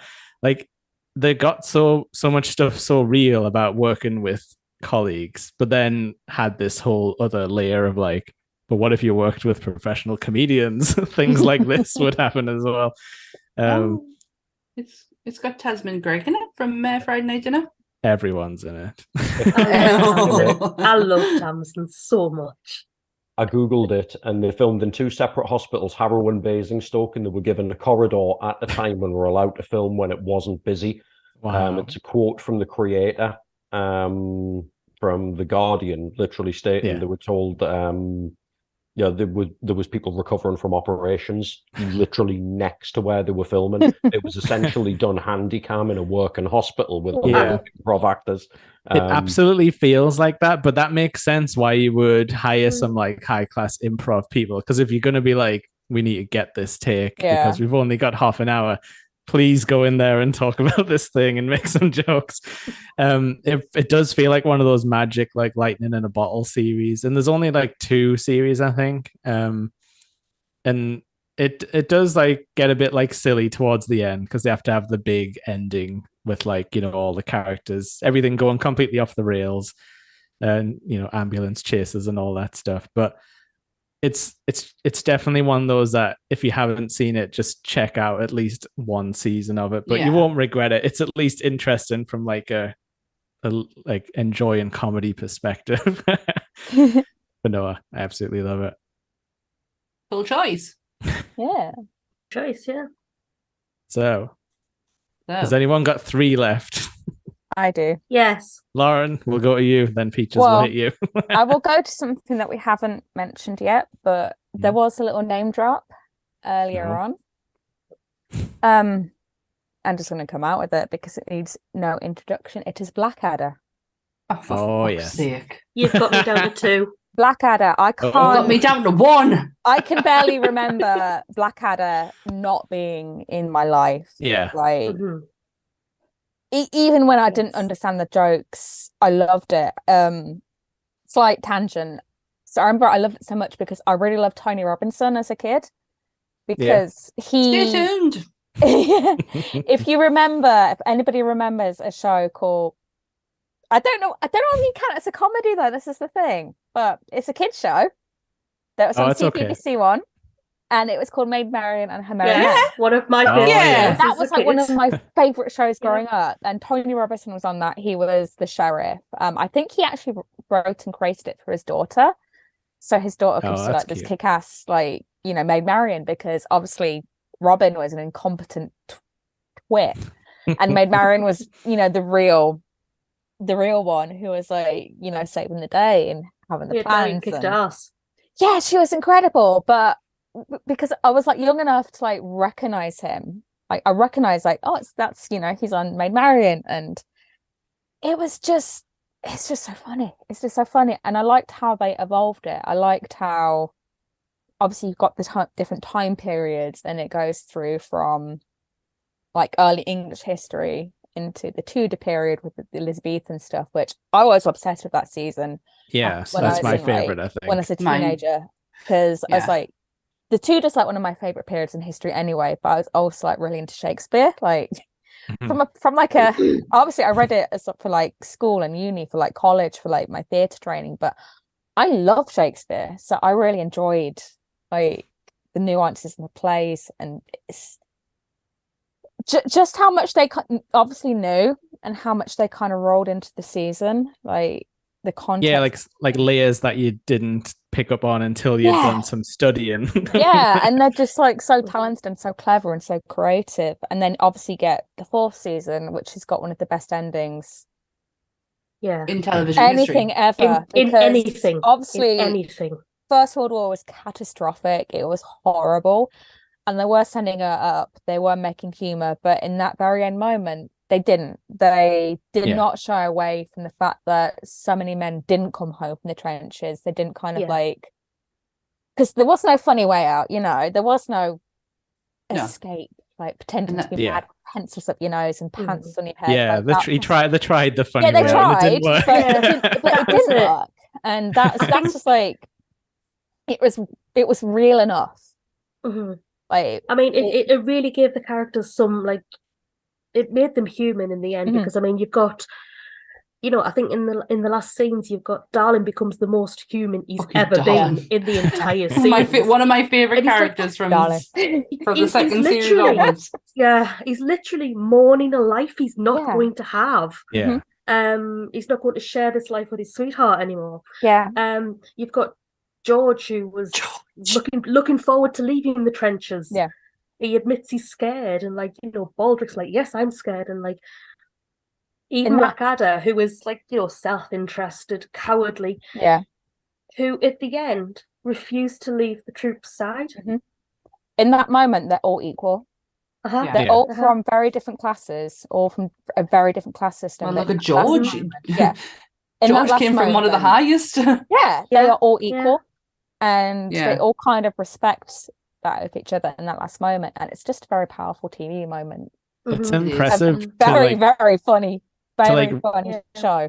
to like retroactively humanize comedy characters with like one Mhm. moment.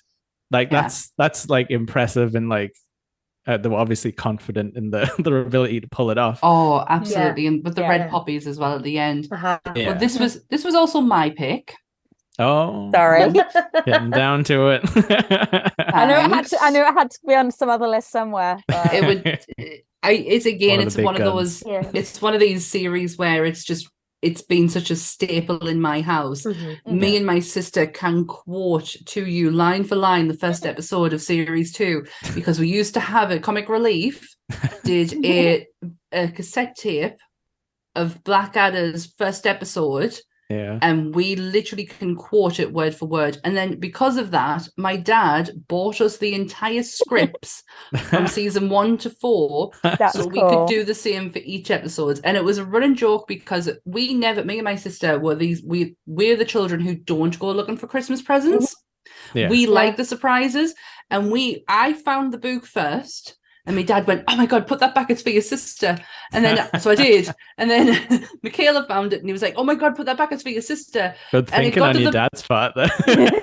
But then on Christmas Day, I'm waiting for her to open this book. She's waiting for me to open this book. Neither one of us does, because he gives it to us later on in the day after all the presents are opened, and went, "There you go." But yeah, it is so huge. I am a massive fan of the first one, of the first series. Yeah. I think it is absolutely hilarious. I love the fact that in the first series you've got Baldric being the smarter one of the two, and Edmund Mhm. being the silly, like the dumbest one of the two. Yeah. And then the roles reverse in this, and it does work. Like Yeah. I don't think you could have carried on Blackadder the dynamic it was in the first one. I think it had to change, where Blackadder was just this, narcissistic, horrible, evil person. Like, let's be fair, Do you know- he was awful. Do you know if that was intentional? Like, I don't, but like, do you know? I just like- feel that it was written to I don't know. Like, because it kind of feels like they were almost doing a bit like course correction, but in like an absolutely Yeah, I get successful that. way. I don't know if Yeah. it's true or not, but that is certainly how I felt about that. It's Yeah. logical about anyway. It made more sense. It when made you're more looking at sense it. And that way around from season 2. But if you did it in the first season, I don't think it would have worked. No. Because of Mhm. because of Brian Blessed's performance and his domineering way he was with Edmund, Yes. it wouldn't have worked if Edmund was a dick back. Sorry, Uh-huh. Yeah, maybe. I'm just You thinking have of the to- episode. Sorry. No, he had to be, and he had to be meek and thingy for Brian Blessed's character to pull Yeah. it off. Yeah. And Otherwise, I mean, it wouldn't have worked. season 1 wouldn't have worked if the accidental death of Richard III was Yeah. done by somebody who was smart. Exactly. True. He I mean, was you, way more conniving about it. Yeah. you could Yes. argue that sort of sent them on the generational path, like to be like, I'm Yeah, gonna- that kind of It broke It is, him. Like, it is no, like a I'm whole never gonna- family. allow my family to be treated like this Yeah. ever again. I will stop it. But it brought us one of the greatest characters that ever has been created in Please in say what I English think you're gonna history. say. Oh, Lord Flashheart. My favorite comedic character ever. Seriously, is my Oh. favorite comedic character. I have a That- soft spot. The second series, when he's in it, when he's Bladders' best friend and then Yeah. ends up stealing his wife, the funniest one is the fourth season when Yeah. he's Commander Flashheart. And he does that scene with Darlene where he ends up headbutting him. I Yeah. still, to this day, will quote that line for line because it's so brilliantly done. Rick Mail just steals Mhm. every scene he's in. And Yeah, it kind of yeah. like, you can see it in the second one when he's at the wedding, because Rowan Atkinson steps back, Yeah. like physically steps away from Yeah. him, because you're not going to be able to steal Yeah. the scene from him. No. You Yeah. can talk like to him. they're like doing a stage sort of style like Right. Yes, performance. uh-huh. I mean, Exactly. But- yeah. But the cast in this is phenomenal. Like Stephen Fry is Merchant, Lord Melchi, who, and I love the fact that they keep their name, like they keep obviously the generation thing as it goes on. Makes sense. I even love the Prince George. The dictionary episode is one of my favorites. I love Miranda Richardson. Oh, she is so brilliant as Queenie. I love Miriam. I can't say her name. I'm so sorry. I was gonna say the reason I started laughing is just the Spanish Infanta episode just came back into my head. It's just like, oh, Edwin, my love. The translator. Yeah. Oh, I absolutely adore this program. The Christmas special is phenomenal. Like how he turned out to be a really good guy, and then because when he sees these actual ancestors, he turns into a dickhead. He was good, but completely impoverished because he just kept giving everything away. Yeah. I've got an example of how far Blackadder reached. Oh. I was actually replaying one of my favorite video games recently, Oblivion. Yeah. And when you are talking to I've forgotten his name, Sheogorath's butler. Oh yeah. You've got a scene where you're talking to Sheogorath, and he's talking about his butler, and he, you've got Sheogorath very brightly, colourful, elaborately dressed. You've got the butler standing next to him, dour, serious faced, all in black. And he describes him as having more brains than brains pie. Oh. Now, snuck in a line there. That's a season 3 thing, because obviously you then have Prince George, very elaborately dressed. You've got Blackadder in black, and George states that Blackadder is as clever as brain pie. Wow, that's a good reach. Cool. It really is a good reach, because I didn't realise it at first, but it was just on like a recent playthrough, and I went, "Hang on, I recognise that." It's gotta be. I can't listen to anything to do with Parliament when they say Privy Council. Whenever they say Privy Council, I can just hear that snot-nosed little kid going, Privy Council. I mean, this show is why we ended up calling my friend Kate Bob. Oh, since she was 13, Bob. We have called her Bob. Bob. What's your name? Bob. This is like massively well-known trivia, but I think Rowan Atkinson has a bit of a speech issue where he finds like B's hard to say. Oh, so really? I didn't know that. That's kind of why he says it weird, but obviously also they were playing it for a joke. I mean, it works because obviously he's like in love with his manservant. That episode is absolutely hilarious, but it has been completely just died to death in our house. it's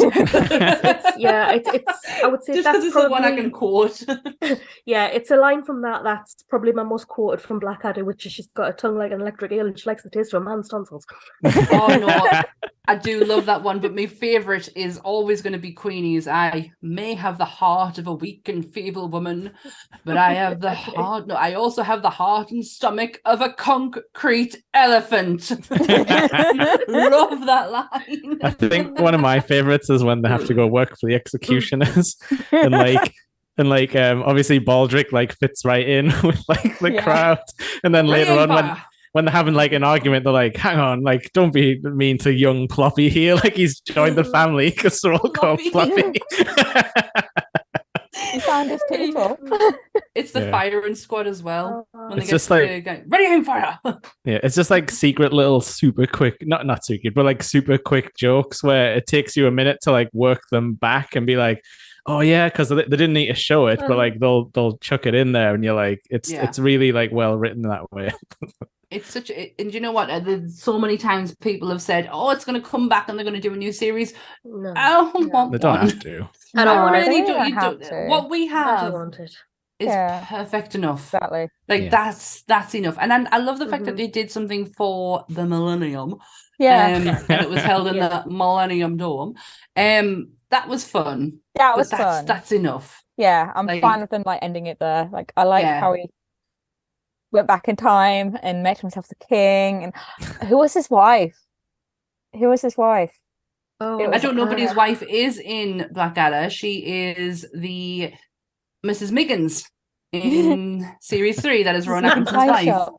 No, there was it was somebody like it was like Kate Moss or something like that, you know, some super fit actress or model. At the time, Mhm. like a Yeah. super, Like, they're very much the millennium, like sweetheart kind of thing. Supermodel. Yeah, like he got himself to be the king and the super hot wife, and he was, you know, arriving to his subjects, and all his friends came out, you know, and it's like that he'd set everybody up though, which was a kind of the nice thing about it. So like he won in the end, but he made sure everybody else won, so it paid off. But he was probably he's probably still wasn't happy though. Probably, but no more after that. I've just remembered one of Darlene's most brilliant moments in, I think it's season 2, where he discovers pure green. I love that. It just came to me head. Pure green. That's the best thing about the podcast, where things just pop into your head and you just shout them, and then everyone's cracking up.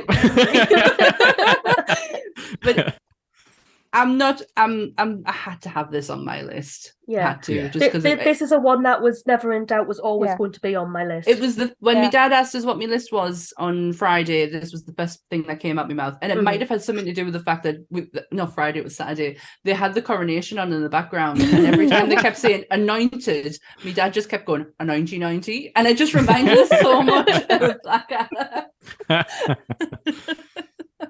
But okay, so that knocks you down to 1. I'm 1. Just continue until you get to 1 and let us Grant, know. have you got 2 left? I've got 2 left. I've got a good segue out from, go for it. A little bit in there as well, because Maid Marian was mentioned there, and Maid Marian is a font of comedy royalty for a kid's show, because you've got Danny John Jules kicking about in there, but let's not mention any of the other shows that Danny John Jules has done.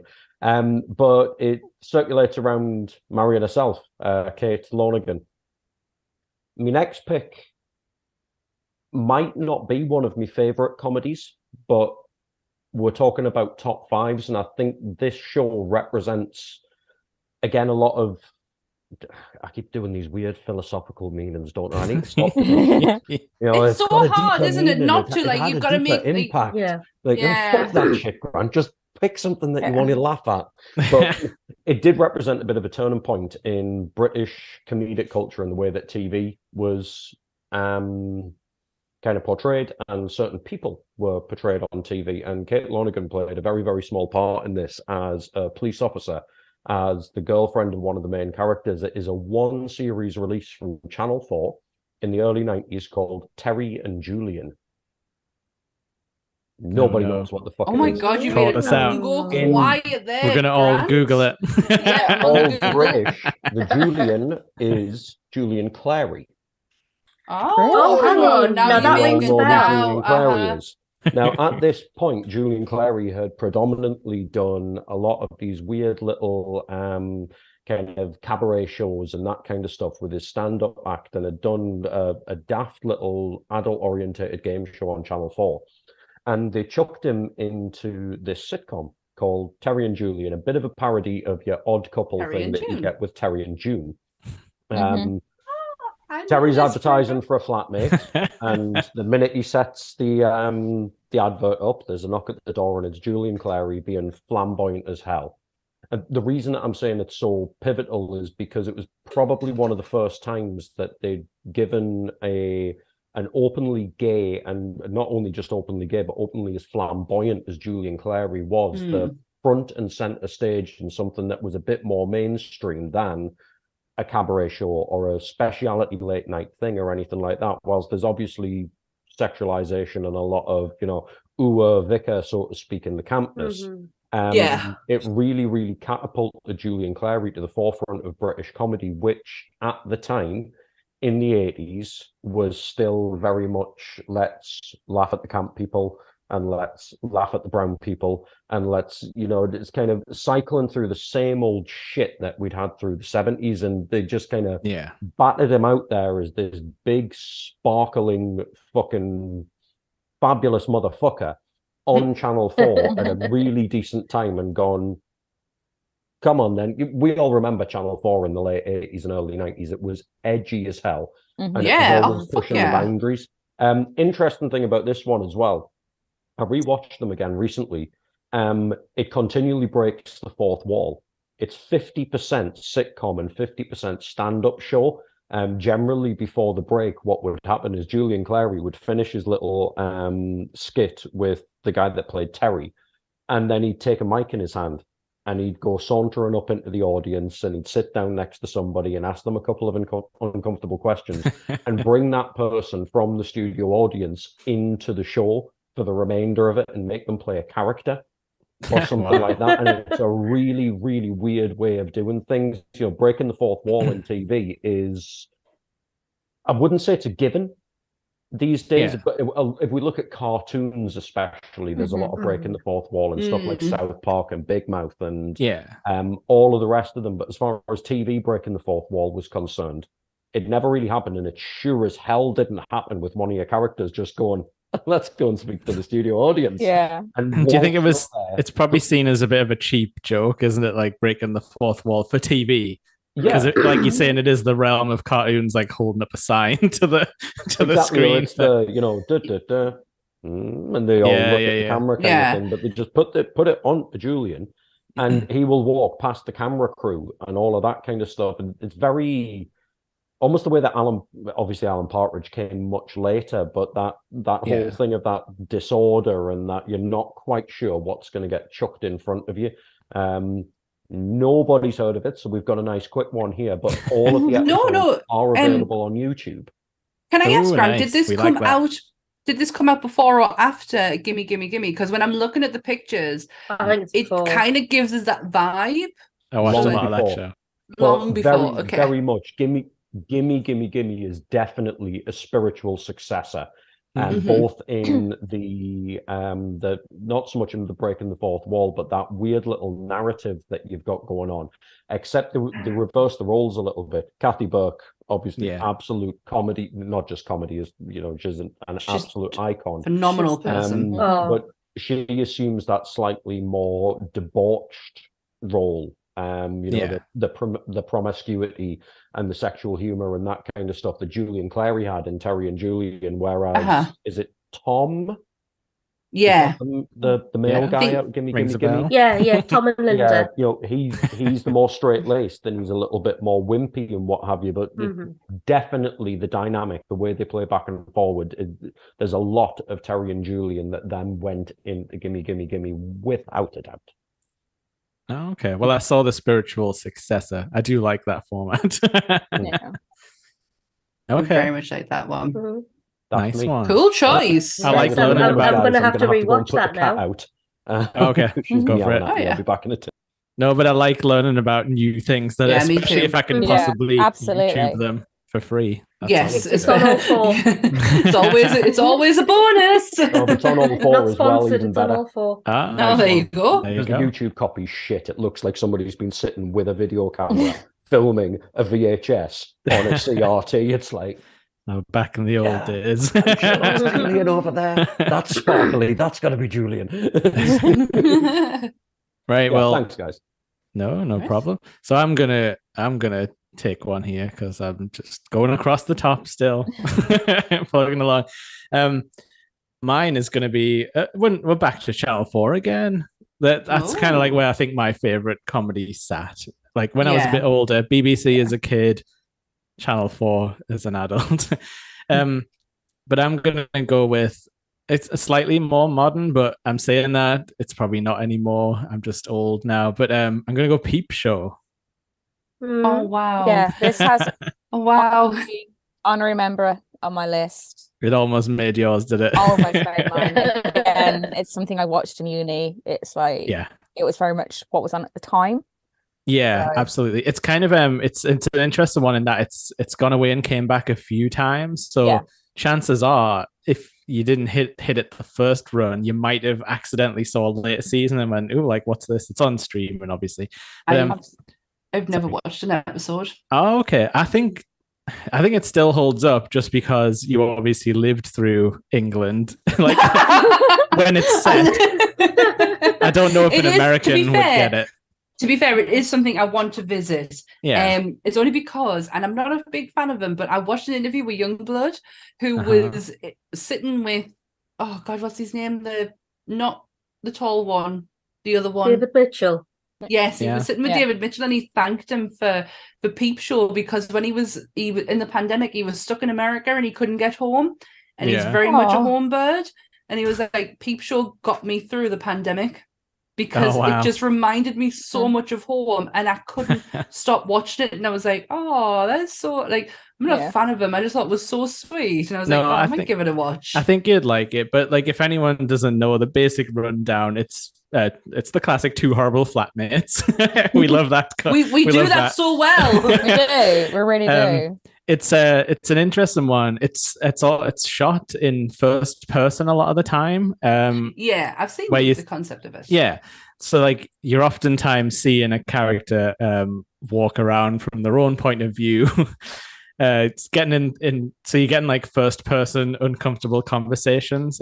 It's Peep Show, by the way, Grant. Mate, the minute you said first person view, I was like, yes, mate, nice one. And uncomfortable, horrible situations all around. But yeah, it's one of those proper like cringe comedies where you see everything happening and you want to stop it. Like, personally, you want to like stop the character from saying or doing what they're about to do, but you just can't. And it just every situation they get in falls apart in the worst and most uncomfortable way possible. But it's one of those where you're not supposed to root for either of them, because they're both horrible in their own way, and they never ever get a win, and that's the way it's supposed to be. Like, even up to like the final scene, they just constantly find a way to throw their own life away. Should I be laughing?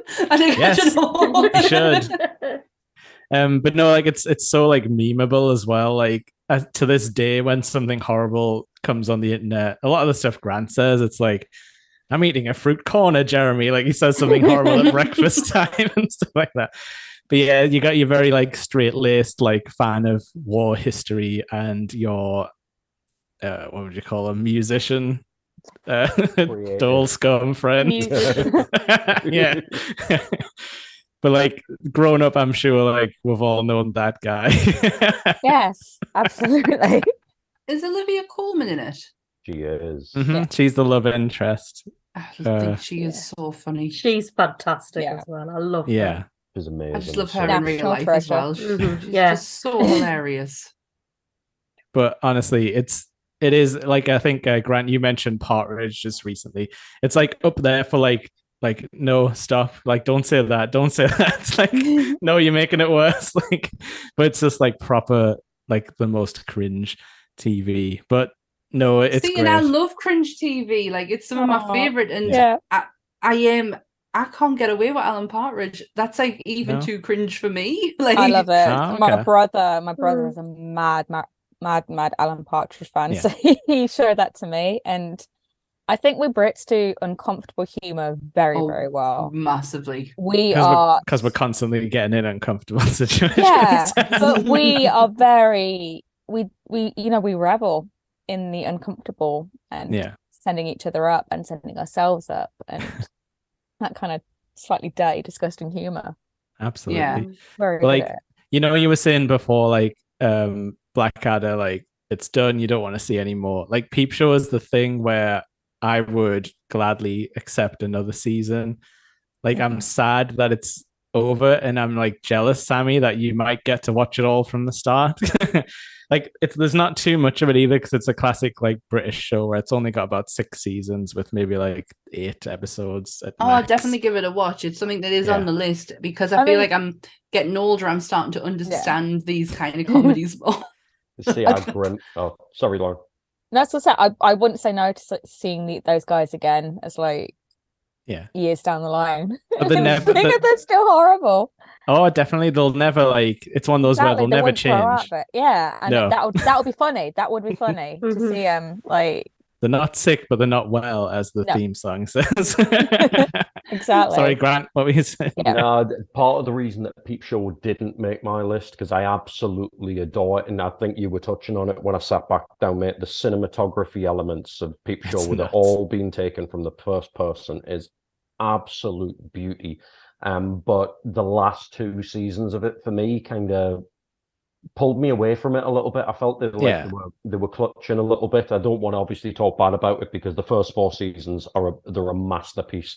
They really, really are. But to me, they lost me with season 5 and season 6. Like I say, I don't want to end it on a downer, but because it is an amazing pick. It's fucking phenomenal comedy. Like I said, just when you said a little bit more, was like, no, I didn't even want what they already gave me. Oh, okay. No. Well, that's fine. Like, to be honest, I mean, the last seasons don't really stick in my mind super well, apart from like the very like end scene. But like, I think I've got like an endless like sort of, I could watch cringe stuff all the time as long as it's not happening to me.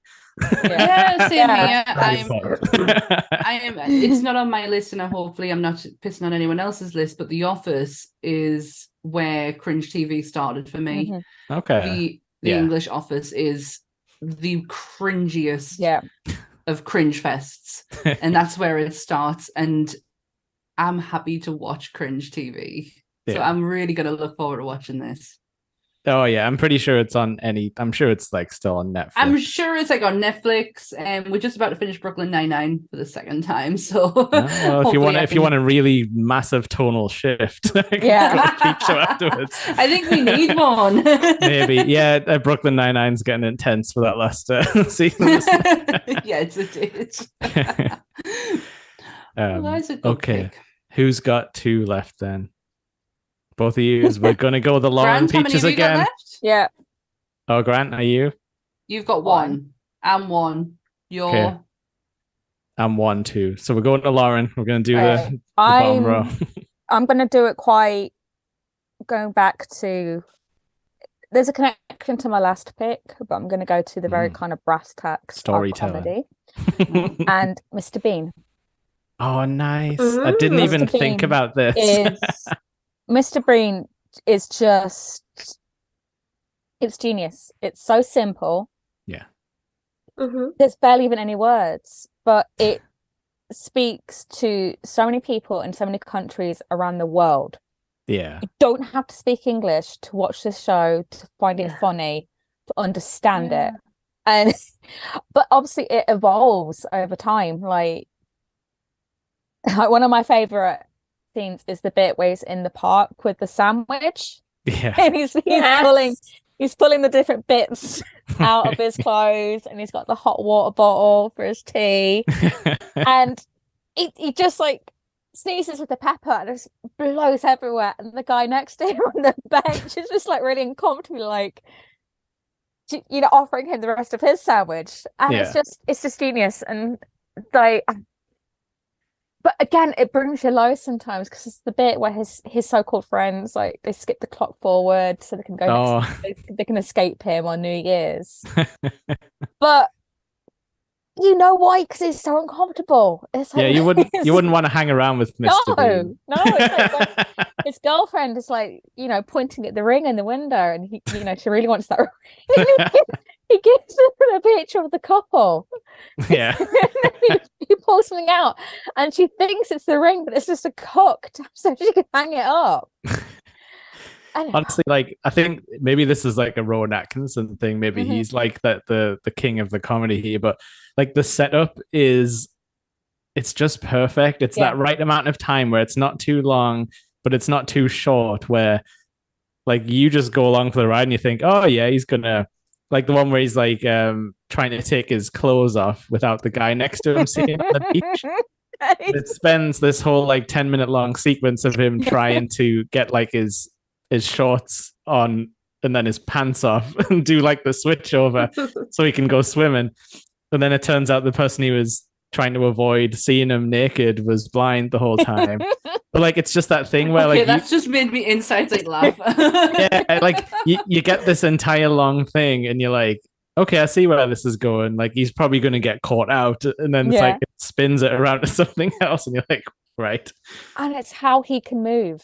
Like he scuttles, like he can full on scuttle, and he's has got that very fluid physicality. Like it's not because he's not speaking, he translates it into his movements, and it's just good. It's just so good. Like you can watch that as a baby and find it funny. You can watch it as somebody like 90. Yeah, like this is another one that I used to watch with like my nana, because it's like it wasn't particularly like dirty or anything. No, but like you said though, it was so visual that it worked for everyone.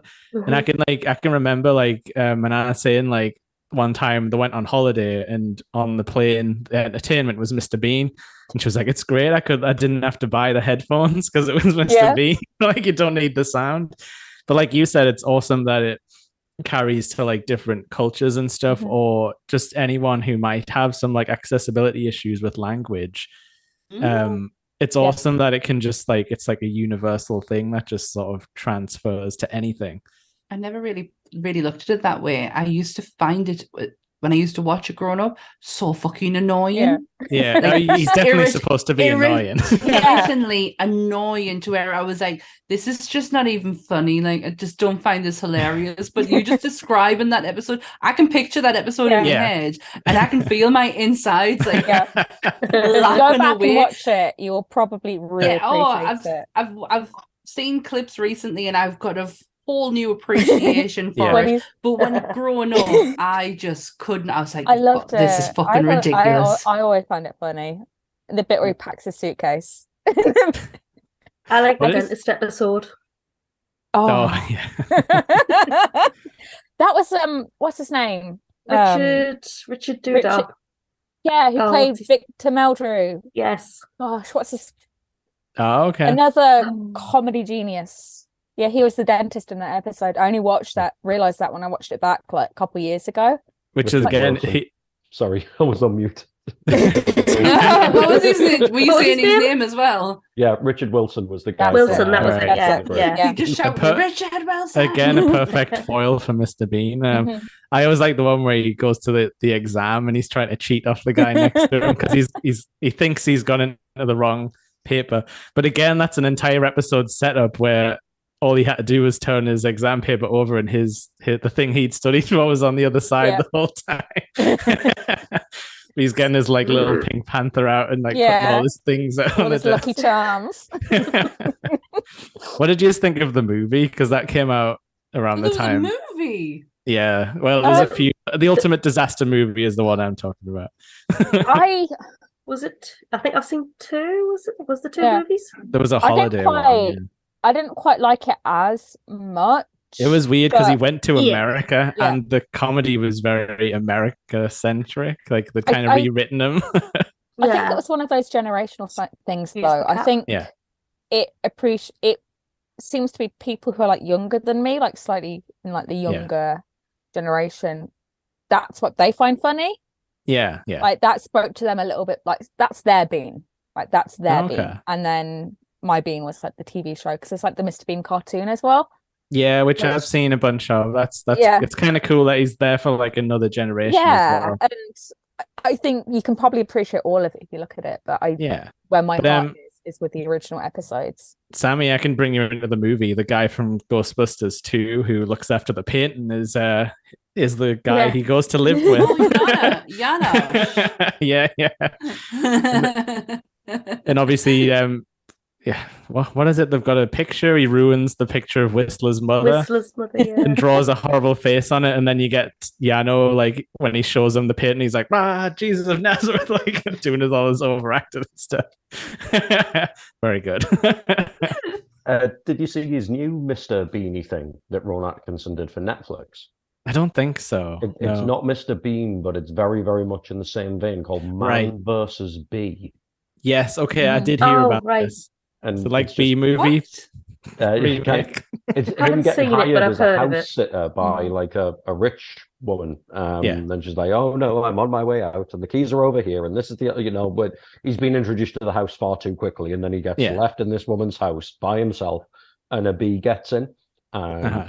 fucking anarchy ensues. It's worth a watch. It's little 10-15 minute things, but it's a lovely little nostalgia throwback for us to that kind of comedy. But what you're saying about trying to introduce them to the American market, I think this is Ron Atkinson's second punt at going, let's make the Americans get Mr. Bean a little bit more and try and get over the Atlantic. But there's too much fun. There's too much people who just hate English stuff now, and they've got good reason. But there's too much backlash. They're just trying to steal it for themselves. You'll never get the TikTok generation into English anything. They just like to tell us where we've gone wrong in history, and and tell us how our history actually works. But we are all Mr. Bean to them. I think. I'm fine with that. I'm actually okay with that too. Jokes on them. But Peach, that takes us to you. Well, I'm going to go with the one that I think is possibly on somebody else's list. I think she's looking at I was going to sing the theme tune, but I can feel my throat going, so I'm not going to. So I'm just going to go, once in every lifetime comes a love like this. Yeah. Oh, I need you, you need me. Oh, my darling, can't you see? It's the young ones. We're off to fight this Absolutely. This is my absolute number one with a bullet. Yeah. I mean, what can you say about the show, really? It's disgusting. It's kind of it kind of sums up the funny side of anarchy that was the Thatcher era of the UK. Yeah. It was surreal, it was slapstick, it broke the fourth wall. It kind of helped pave the way, in a way, for the more alternative comedies of the late 80s. Yeah. I mean, the characters are like caricatures of themselves and stuff like that.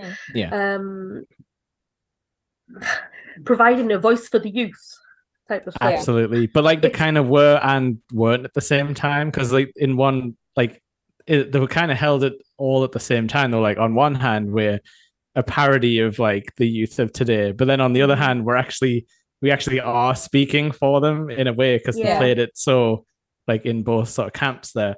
I've got a very like special history with this show because I had it all taped off channel 2 or whatever as like a videotape of season 2 when I was a kid. That's what I used to watch. I didn't really see season 1 until like I don't know, box sets came out, VHS box sets. But basically, as far as I'm aware, my parents basically lived like the young ones in student accommodation with all of their friends, and they're punks / hippies. So like I was basically around people who, for all I knew, could have been the young ones when they were like maybe 10 years younger. So for them, like it was basically my parents were getting a TV show like laser targeted to them, like especially with the whole like, I hope you're happy, Thatcher, like breaking the fourth wall, pointing at the screen that you would get out of Rick Mail and stuff like that. It's an interesting show though, because there's a quite famous behind the scenes thing now that I think Gold used to show, but the reason they have music is because like BBC would give them more time in the studio if they were like a variety show, and that's why they have the live performances. And it's probably why they've got loads of weird people involved to like do puppetry at the and stuff. That brought in as well, though. Yeah. I mean, would you have expected more ahead? That's true. Are you going to get us the Cure? No, it's Madness this week. I would have had this on my list, but I knew it was going to be on yours, so I was like, "Oh, that takes an extra slot for me." But this is something that my like me and my dad hold very special, because for all like my dad he didn't dress the way they did. He still had that kind of that young attitude and the music as well. Like my dad listened to a lot of my dad got me into punk. In a very small way, because he's not like a huge punk, because like Dropkick Murphys and like the Sex Pistols and that, but it kind of like my obsession grew from it. And I absolutely adore this so much. Like we still to this day can like me and my dad quoted, especially that episode that's on Behind You, Jay. It's so Go, good. rah, rah, rah. Wasn't it Monk Away to Honk? Daddy sends hugs. I mean, if you think about it as well, even just looking at that Scumbag College at the University Challenge episode, rather, it's like an up and coming of who's who on the comedy scene at the time, isn't it? For fuck's sake, Yeah. but it's because there's Stephen Fry, Ben Elton, Emma Thompson, Hugh Laurie. You know, you've got French and Saunders in French there. and Saunders. They're in their own episodes. You've got Smith and Jones. I'll tell you, like for this University Challenge episode, I genuinely thought that they sat above each other because of this. Me too. Because of how, yeah. Me too. I was so devastated when I saw them sitting side to side. Oh, yeah, when he kicks down underneath. When I was give us some easy ones, Bambi. when I was at school, I used to have long brown hair, middle parting. This is probably why I don't do it anymore, but middle parting, really long brown hair. And somebody went, "Oh, you look like Neil from The Young Ones." Neil, orange peel. I didn't even take it as like a diss or anything. I was like, "Oh, thanks." Yeah, I look at it. I'm like, no. I mean, yeah, me too. And I'm a vegetarian, so vegetable rice and peas. I mean, my love for the show was well known among my friends, and unfortunately, I had to go into sixth form on my 18th birthday. I was in school on the day, and for some reason at the time, I had my hair up in bunches, like proper, like up on the top of my head stuff. And my friends brought in a denim waistcoat, and some silver stars. I've always had red hair, and it was like dyed even brighter at the time, so I had to go around school all day with this denim waistcoat on and silver stickers on my forehead. Did you write very metal on the back as well? And I even got to go across the road to the pub for a sneaky pint at lunchtime, dressed like this. Nice. With my school uniform underneath. Am I eating down some over the shit? Yes, I got dressed as Vivian by my friends for my earrings. That's class. That's amazing. I just became Neil, apparently, just without trying. But honestly, like there was even like Alexi Sale showing up. That was definitely the first time I saw him. But like the way you would just go on like weird diatribes, and again just do like a stand-up routine in the middle of an episode. It's just like out of nowhere, and then you got Alexi Sale doing this stand-up routine. Wasn't he the landlord? Wasn't he the landlord? He was, He was the landlord and the whole family of the landlord. But I quite like the one where he's like the train conductor, and he's going on about. Oh no, it's the one where he's the police chief, and he's going on about how he looks like Mussolini, but he's like dressed up in like an army outfit and everything. And he's like, "Aren't you Benito Mussolini, conqueror of third worlds?" And he's like, "No." My favorite scene, and I think this is probably across the board when it comes to British comedy, this is the one that gets us every time, is Rick Mail trying to commit suicide. Oh, with the laxatives. It's like, can you kill yourself with like? No, but I want to see him try. He's like, he just stands there with his bottle going, "I'm going to do it. I'm going to do it." Talking about the people's poet. Yeah. It's so funny. I mean, it was like, I remember, "I'm going to write to my MP. Rick, you're an anarchist. You don't have an MP. Fine, well, I'm going to write to the lead singer of Echo and the Bunnymen." Dear Mr. Echo. I need to watch The Young Ones tonight, man. That's so funny. The one where they have to burn everything to stay warm as well. Vivian's pregnancy. Yeah. You'll be born a pauper. I mean, that was a one I think where like Rick and Aid kind of swapped a little bit, not fully, because obviously Rick still had his moments in it. But I mean, Vivian's entry to the show, shush cat. Vivian's entry to the show was him just smashing through the wall. Yeah, under the kitchen table. It was sheer chaos. And I mean, I don't think the show would have been anywhere near having the same effect if Vivian was not that ultimate little ball of chaos. But I think him and Rick were on par with each other this time. There wasn't no one straggling. I really felt their energy was exactly the same. Like they were trying to compete with each other and make it even wasn't crazier. like bottom.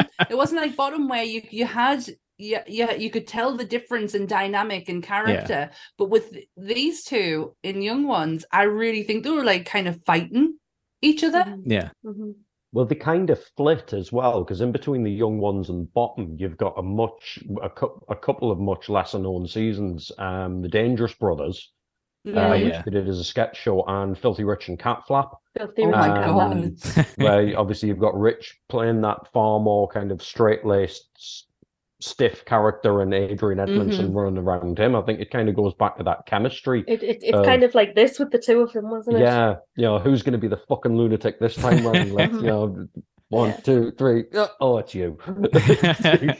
I would believe that if you said that's how they picked the characters. Little bit of Rick Mail trivia. He's in American Werewolf in London. Yes, he is. He's in the bar. Yeah. I know this because I watched it this year. He's sitting in the bar. He is. He's playing chess. Yes, he is. And he looks so young. He looks like a baby. I always liked how he had a Blue Peter badge in this. That made me want one more than the real Blue Peter reason you get one. But I really need to sit and watch these. Like, I don't think Have you managed to spot the flash frames? Yeah, like all the weird subliminal flash frames that used to come up. I'm guessing there wasn't really any link for those. I'm confused now. Yeah, I'm a little bit, because I feel like I've seen this quite a lot, but I feel like it's been a long time. Oh, some of them are harder to spot than others. Yeah. But yeah, in some of the episodes, there's kind of like a split-second flash of a totally random thing. Like there's a skier in one. There's like a rug floating in the corridor. There's like a dove on one of them, isn't there? Like, yeah. It's interesting. Like, also there's a joke that I don't know if anyone apart from people around our age would get, where in one episode it just starts flashing messages on the screen being like, put on your 3D glasses now. Yeah. And then it's like they came free in this week's episode of Radio Times, like you cheap ass type of thing. Yeah. and then it goes like maybe 5 more minutes and you forget about it, and then a monster comes out like in between the scene. And then and Neil's like, that was amazing with his glasses on. It's just like, I don't know how they thought of that stuff. They were absolutely messing with the audience as much as they were probably all messing with each other behind the scenes and things. I've got to shout out Cliff Richard though. Oh, living dogs. He's one of the last people I'd expect to get involved with something like this, but actually releasing a single with them. Yeah, and recording a little video with them in the studio as well. Yeah, I wonder how much was improv and how much was script with these, because I don't know how you can contain that level of chaos. Because there's not just 2 of them, there's 4 of them. I feel from my own experience, we did like units on devising and improv and things. So what they probably had was they knew how they were beginning the scene.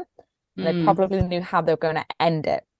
Anything in between is fair game. Yeah, so it's like they probably had like the bridge in between of like they kind of knew the points, like the plot, the bare bone plot points, and then they would just like go in between. But also the ending usually involved destroying the set, so you'd have to be really on point that you that you did it right. I still love it on the University Challenge episode where he sticks his head out the window of the train. We all wondered what would happen. in relation to that chaotic writing, I think it's important to acknowledge somebody that's probably gone under the radar through all of this, and he's been in on writing and production and all of that kind of stuff throughout a lot of this, and that's Ben Elton. Ben Elton. Ben Elton visionary. Has consistently been at the forefront of British comedy for as long as I can remember. He's always got a toe into, because they all came out of stuff like Not in the 9 o'clock News and The Secret Policeman's Ball and that kind of thing. All of them were so tightly knit that they were forever. We said before about like guest spots and everything, but they didn't just act for each other. They wrote for each other. They directed for each other. They produced for each other. And because they were constantly, and without any irony, sticking their fingers in each other's pies, You got the chaos involved of Rick randomly turning up on set one day and going, you know what you should do for this episode, mate? And him going, that's a fucking good idea. He picked the right. Didn't he just pick like the right people to work together? Like it's Yeah. like he knew something we fucking didn't. Like, he's such a brilliant writer, and and when we come down to talking about these things, I'm so glad you mentioned him, because I feel like he could have gone the whole episode being completely not spoken about. Yet, Yeah, the reason you've got these shows is because of him. Yeah.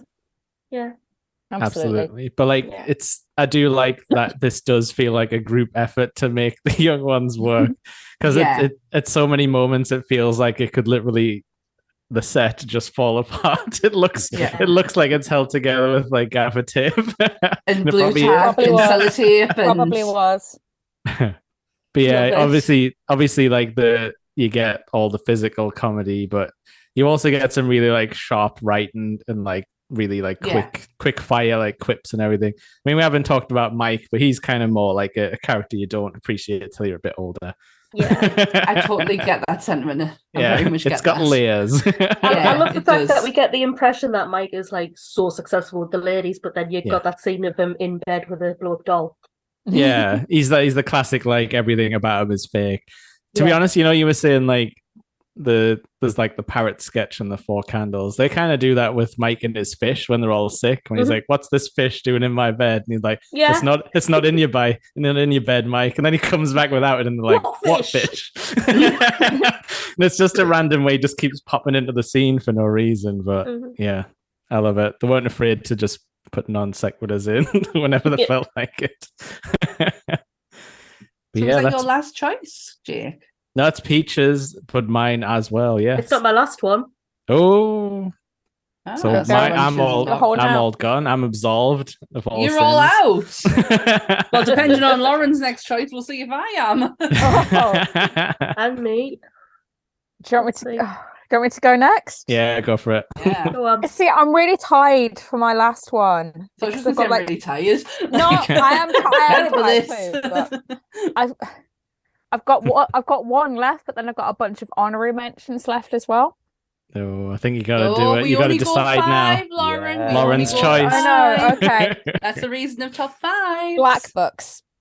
Oh, I have it on good authority. That was on Paul's list. That was one of my ins and outs. Again, it links back to Spaced at the beginning, where me and my friend, it was very kind of pertinent to our like kind of like mid-teens and watching that. And there used to be a shop in Birmingham that is just like Black Books. Wow. Just like Black Books. It's a little secondhand book and comic book shop down in Digbeth.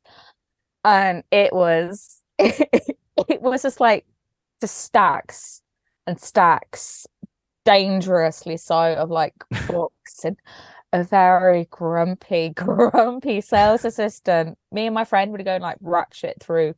So they sold back issues really, really cheap, and they would. But yeah, he would just like be there like Bernard, just like the fuck you doing in our shop? Just like get out. They would like bribe with Greg to let us just stay there. But no, I love it because obviously you've got the contrast between like Dylan Moran's character and Bill Bailey's character, and them trying to coexist in this wonderful little bubble, which like also kind of like a bit horrendous. He's like, obviously like Bill Bailey's character is like the nicest guy in the world, but like there is growth there, and he gets corrupted a little. He does as the series goes along. Then he bounces back. But yeah, it's a very like good dynamic we've got. And another show I have never seen an episode of, but it is one of my husband's favorites. I think you would enjoy it. I think you would enjoy it. I came to it quite late. Why are you shocked? Have you not watched this enough? I'm used to it now. But I think you could come to it now. I think because I hadn't watched all of it until very recently, like on Netflix, maybe like during the pandemic. It still holds up, and probably even more so the older you get, and the more people like that, It hasn't aged badly, I don't think. No, I don't think it's. So. Apart from it's very like 90s, and like It's Oh, 90s, early 2000s. Yeah, It's in the things that definitely they're got talking vibe. about. when it's when not times like- were good. Yeah. It's not horrendously questionable though. It's like No. that. Yeah. Sorry, I completely lost my But train of thought I there. think like Paul You must went really deep. I'm just digging into Paul's picks here, and I think he must like base his life on the black books. That's how he runs the podcast. He hits us all. Totally get that vibe. Yeah.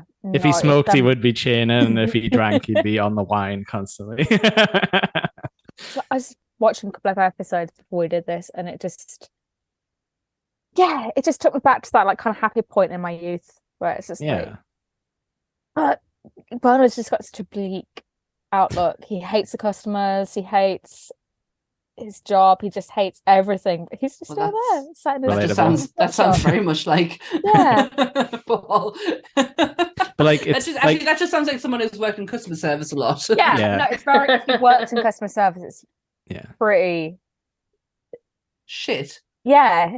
But you've hit the nail on the head there, Lauren. Like it was very, it could be accurate to hanging around in a little independent shop, because I used to hang around in Hot Rats Records all the time. Hot Rats are still in Durham Book Centre. So very, very similar vibe of like hanging about and seeing weirdos come and go and getting annoyed at the regulars. It's kind of funny because it's kind of real. Yeah. And it's like in the sense that situational comedy and like setting in certain locations, it's always going to speak to the people whose location it's set in. Yeah. And it doesn't go quite as far into like nerd territory as Spaced does. It's like a bit of a book nerd. I still get it. I still get that whole. It's and it's like a very set wise. It's very small. There's like 2 rooms basically that they use, and a couple of different shots of the big room.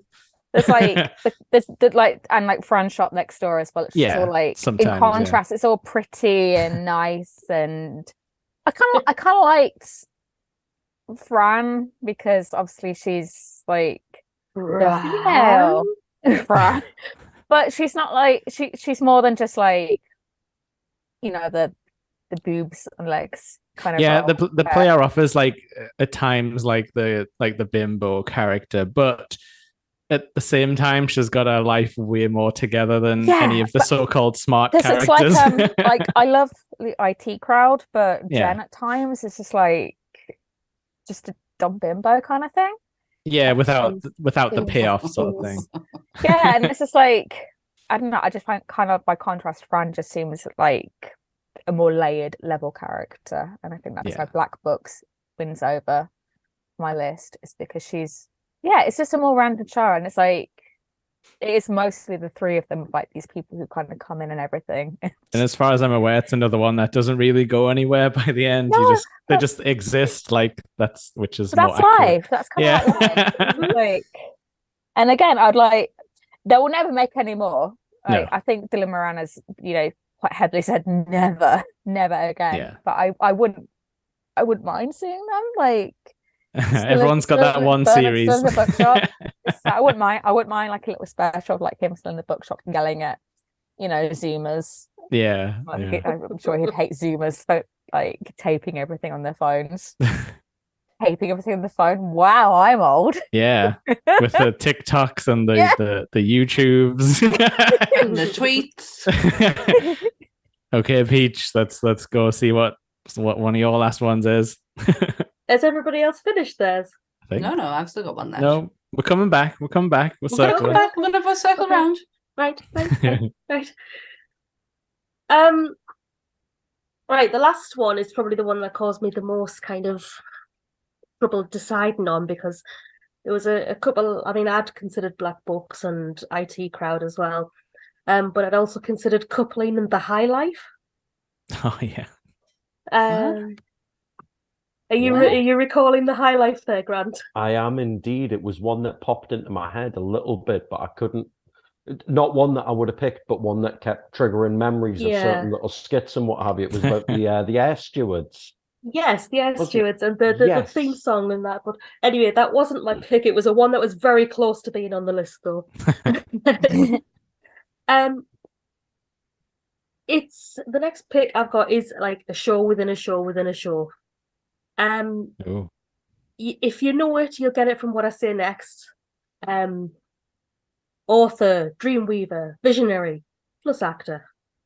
You're about to enter the world of my imagination. Tonight, Pilgrim, you are entering my dark place. Oh God, yeah, Darth Marenghi. Darth Marenghi. Darth Marenghi. So I was determined from the very start that I had to have something on this list with Richard Ayoade and Matt Berry in it. Yeah. Because they are. And this is the one you went with? I'm only joking. I watched it last year. It's so funny. Yeah. I like this one for different reasons to the others. Yeah. It's got a taste. It's got like you've got a certain level of taste when it comes to this one. I think you've got to know a bit of your TV history as well. Oh in a little bit. Yeah, it's not one for everybody. I understand that, and it's a one that one of my friends actually introduced me to. I didn't see it when it first came out. But yeah, parody series based heavily on the 80s horror drama. Poor production so values. Heavily sci-fi. Yeah, sci-fi as well. Poor production values, awful dialogue, hilarious violence. It's set in a hospital that happens to be over the gates of hell. It's very it's very like Twin Peaks, but if someone was trying to make the most ridiculous version of Twin Peaks possible. Don't lie, I haven't seen it. It's one of those that's like continually on my list. Yeah. Like, watch. I watched it last year, I know some people we still got away with it. Rave about it. So yeah, because it's like you said, it's like it's layers within layers. It's like you see you're kind of watching it as a documentary about the show, but then you also see some scenes of the show at the same time. It's interesting. It's from it's hard to like get yourself in there, really, isn't it? I get what you mean. I get what you mean by it, because you've got to experience it in order to be like to discuss it with someone else who can then get what you mean. You can just say certain things of it and you're pissing your pants laughing over it. Yeah. I only watched it last year. Me and Aunt decided to watch it because it's something my sister bangs on about all the time. Yeah, to anyone who has seen it, they rarely stop going on about it. Yeah, it's true. It's really true. We love him. We love him because he's in the office, in the English office, and he does the scene with Gareth where he's one of these Billy bullshitters who if you've done something, he's done it 10 times better. Yeah, and he's talking about the racing track, and he's like, and I go around the racing track. And I'm about to hit this ramp, and they go, "Oh my God, if he hits that ramp, he's going to die." And what happened? I hit the ramp, did a flip. Car fell straight onto its tires. And they're like, "Oh my God, he is most certainly dead. He has to be dead by that move." What'd I do? Get out the car, walked away. What were they worried about? He does it's one of the best scenes in The Office, and me and Ant absolutely love it. He's only in it for 2 minutes. Yeah. But on the back of that 2-minute scene was enough for us to go, I'm going to give this guy a chance with his show. Yeah, and that's very much like the character like in The Dark Place, where he thinks he's written this like amazing thing, but like you know from watching it that it's not. Sorry, Chris was just finished it off for us. No professionals, mate. I'm not a professional. I love it. Thank you. He just finished the joke off. But he's actually still touring. I think they're trying to do like a live show. I think they are going to be at the Comic-Con that I'm going to be at, so I might see if I can try. He is, he is touring as Garth Marenghi at the minute, doing readings from his most recent book. Yeah. Oh wow! Yeah. I know some people have been to like the tour and met him. They enjoyed it. Does he stay in character? Apparently so. I hope so. More people should do that. No one has the commitment. My friends were like posting, like they got photos taken with him, like at the signing, and obviously I don't know the shows, but he was just like there and what I assume was his character, and they were like similarly doing like a really kind of serious poses. Like just like standing around him and everything. So it looks like it's a whole piece of art in itself, which is fun. Yeah, adds to the experience. it definitely, when I'm watching it, it feels like one person's like mad idea that all the friends have just gone, yeah, we'll help you with that. Yeah. I mean, for those who haven't seen it, it's as I was saying, a show within a show within a show. You've got, for example, you've got Richard Ayoade, who plays who plays Dean Lerner, who played Thornton Reed in this other show. So he's like playing three characters straight away, and they're all doing that as well. Yeah. But they've even got it where the female doctor, her character, the actor of her, actually disappeared, so she doesn't appear in any of the talking heads as well. It's got like secret lore, like in places where you'd think it doesn't need it. But yeah. I mean, even in the opening scene when Dr. Liz is walking into the into the hospital, excuse me, cat. There was a scene that required a cat to greet her and then walk across the corridor. And you can see the hands of the person at the side of the stage plonking the cat in front of her. Yeah. But that was the whole point of it. It was like all of I mean, it's God. Like it's almost as if like it is the joke, but also it is telling the joke, but at the same time you're not sure like if it's all intentional, but it has to be. But yeah, it runs that fine line like really, really well. And some of the jokes are kind of like so bad and stuff, like the one with Scotch mist, where the hospital has a lot of mist appear outside one day and it's haunted by Scotsmen. Yeah. I think Christopher in the chat gets it so right. It's like a fever dream mixed with GCSE drama. Yeah. I think that is such a brilliant way to fucking describe it. So yeah, Lauren, you're gonna love it. Yeah, and again, it links back to the Mighty Boosh as well, because they were in it as well, of course. And they all work together. They're all. Oh yeah, and you've got Steve Merchant as well. Yeah. He appears in it as well.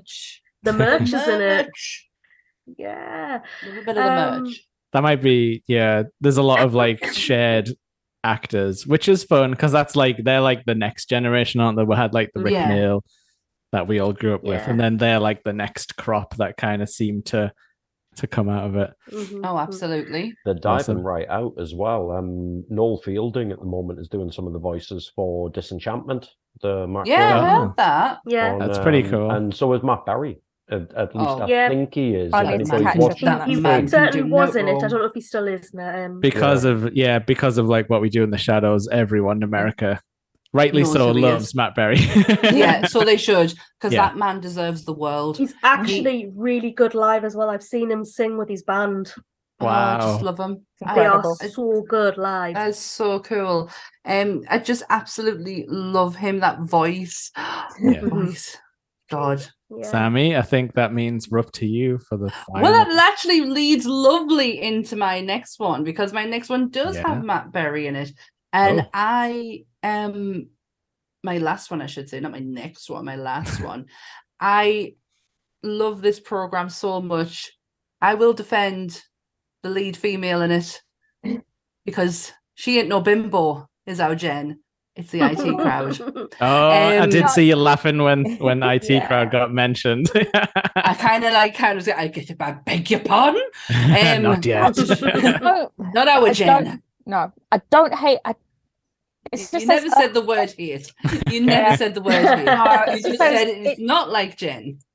Yeah, it's just those, especially those early episodes. It just. Yeah, they're very, very shoving down the throat of how girly she is, and Heat magazine, and it's very of its time. But that wasn't how I vibed as a younger person. I wasn't, but to be fair, I really wasn't paying much attention to Jen because all my attention is on Moss and Moss alone, because he has some of the best episodes in there. The cannibal one. Oh God, absolutely genius. But the creme de la creme, and this is the reason why this is my last and final pick, is this one episode, and it's the musical episode. The musical being called Gay, the main song being Willie's, It is some of the best. It's I love Willies. I love Willies. I'm sorry, sir. Would you get up mind leaving outside? That song. It's me and Ant sing it all the time. It's so funny, but that whole episode is hilarious. It's definitely a high point. Like, yeah, it's where you've got him where he goes. Moss won't go to the disabled toilet. He won't go. They won't actually go to the gentleman's toilet because there's a guy there watching them. Yep. So they don't go at all, and then he ends up in the disabled toilet, getting locked in, pulling the cord. Yeah. And then just having to shout, "I'm disabled." Yeah. And how are you disabled? I'm disabled. He just goes, "My legs." Yeah, like the whole thing where he has to come up with a story about where his wheelchair's gone in the And he just bursts into tears. I don't know. Yeah. Again, it's not very PC, but you can't deny that we all laughed at You it. can't deny that episode isn't. I think is though it was and when his friend comes up to him afterwards, thinking he's telling a joke in the wheelchair. Oh, it's classic. It's just that episode there is the reason why I picked this one. That and Matt Berry's entrance will always be my favourite of entrances goers, where he bursts through the door and just goes, "Father, speak, priest." I'm not a priest, I'm a vicar. And Noel Fielding was in it. Of course, he's a resident goth. Like, I just love the explanation of how he went from being this like high top career guy to being like he got a CD of Cradle of Filth and it just changed his life. And he's trying to give it to Denham's grieving Cradle of Filth. He's grieving mother. That's a very of its time band reference as well. I feel I like. don't know. I'm still living my 15-year-old life listening to Cradle sometimes. Old Danny. The other episode that kind of makes it one of my tops is the countdown episode. The countdown episode is so funny. It has the guy in from Doctor Strange. He's in it. I think he plays -1. Perhaps quiz show episodes are the best. Like, who knows? Yeah, but it's funny. He says, "I come here to kick some ass and drink some milk, and I'm all out of milk." I just love Moss so much. He is probably the funniest. Jen's had some really strong episodes, especially where she goes out on a date with someone who then pretends that they've slept with each other, but then actually they faked her death, and then she just keeps coming back to haunt him. Yeah. Oh man, and there's the pedophile one as well. Oh my god, I'm pedophile. The emergency number. Pedophile. The dinner party one. That's the pedophile one. The Jen with the internet, where they give her the black box. This is the internet. And she makes it. She goes through an act because they're sick of her taking credit for all of their like kind of research, but like anything that they give her, she's taking credit for it, and they kind of give her a black box with a red flashy light on and says, "This is the internet." And she goes into a whole boardroom meeting, and all these people believe that is the internet, and she drops it on the floor. And just chaos erupts. I did love Denham, but I thoroughly loved it when Matt Berry took over from that in that role. He was so funny. You can't these electric sex pants. It's the one where he goes on the date with the transgendered woman, and he says she's like trying to explain that she used to be a man, and he's like, "Well, I don't care." Okay. And then later on he was like, "I thought you said you were from Iran." And they have this huge massive fight. Again, probably couldn't get away with it right now. They couldn't get away with it now, but I think you could, as long as you play it equally. Yeah, and I feel like it did, but the either pedophile one. That's so funny. It's odd, isn't it? Because like it's one of those shows where I think like when I first think about it, like I think like, oh yeah, you know, they're all in the office together. But then like it's also got those like really silly like lines and like really like it. I think in my mind it's like more serious than it is, and then I'm like, oh no, it was an endless sort of supply of silly lines that people shout at. And like even like the whole like parody when they go to the cannibal's house, which is also a parody of a real life story. And then within that they do the whole like you wouldn't steal a car like DVD advert like parody. You wouldn't steal a policeman's hat. Yeah. And then shit in that hat. And then hand that hat to the policeman's widow. Yeah. With The that, like, emergency telephone number. Yeah. 081181. so it's one of those that's in equal parts silly but also well written, and I think they nailed it. It's the fact that most can remember it. 9. Like when his fire extinguisher is on fire. That's a great joke. That's just a classic comedy. Screensaver. I'm sorry. And also, really I want to pick. I've got a bone to pick with people who make fun of people for saying, "No, turn it off and on again." That works a lot of the time. I'm telling you all right now. It does. In my job, if you know what I do, I'm not going to tell you, but if you did, you would understand. I say this every single day. Well, honestly, computers get confused just like we do, and sometimes they just need to take a little moment and start the processes again. I love it where he's like, where she's trying to turn it on, and he's like, "Are you from Mars?" What makes us want to watch the IT crowd? See, this episode has made me want to watch a lot of things. It really has. Like, I want to watch Black Books, I want to watch Peep Show, I want to go back and watch IT crowd. But I know what'll happen. I'll only end up putting that episode on just to watch that one. Or you'll only watch the thing you've seen 20 times. A million times before. Can I have a list of people that Peach wants to go for coffee with? Excuse me? Because we've already got Danny Trejo on there from the last time.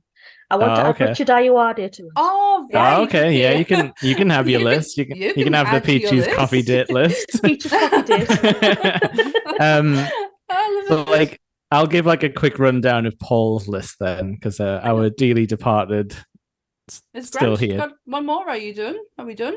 Have you got one, Grant? A secret pick. Sorry, Grant, go for it. Yeah, right, mate. I'm used to being left to the end. Oh, behave. No one wants to follow you, that's why. No drama. So, I thought Lauren had one more as well. No. My last otherwise, books. maybe wouldn't have saved this pick because I've been fucking preachy throughout. And I'm going to put two statements together that most people would never, ever think of putting together in relation to this, which is intelligent comedy and the 1970s. Yeah, you He's would. going. It's going to take us back to the past. I am. What the fuck Time is he going to travel. say if this guy turns around and says, "Love thy neighbour, we're turning him Oh off." my God, honestly, I've been waiting for the Love Thy Neighbour joke all night. He's absolutely not, but in a bizarre similarity, the only thing that has not really aged well with this comedy series is the positioning of the laugh tracks. And I know that they did position the laugh tracks in it in a somewhat more sporadic fashion than they should have because of how dark the three books that this comedy series is based on. 1976 to 1979, and the author was literally writing the books in order for them to be adapted by the BBC, based and starring one of British comedy's absolute legendary heavyweights, Leonard Rossiter. Now, a few confused faces there. Anybody ever heard of Rising Damp? Oh yeah, Leonard Rossiter is the lead in Rising Damp, which is what he was more famous for. But this one holds a very, very special place in my heart. It's called The Fall and Rise of Reginald Perrin. I know this. Yeah, everybody remembers two bits. They remember the opening sequence of a man frantically stripping off his clothes and running into the sea. And the other scene that everybody remembers is the little bit whenever his mother-in-law is mentioned, and it cuts to a hippopotamus running gently across the plain. And basically what The Fall and Rise of Reginald Perrin represents is a man on the edge. It's complete breakdown. I would put a lot of similarities to The Network. Very, very famous movie where he breaks down live on TV. I'm mad as hell and I'm not going to take it anymore.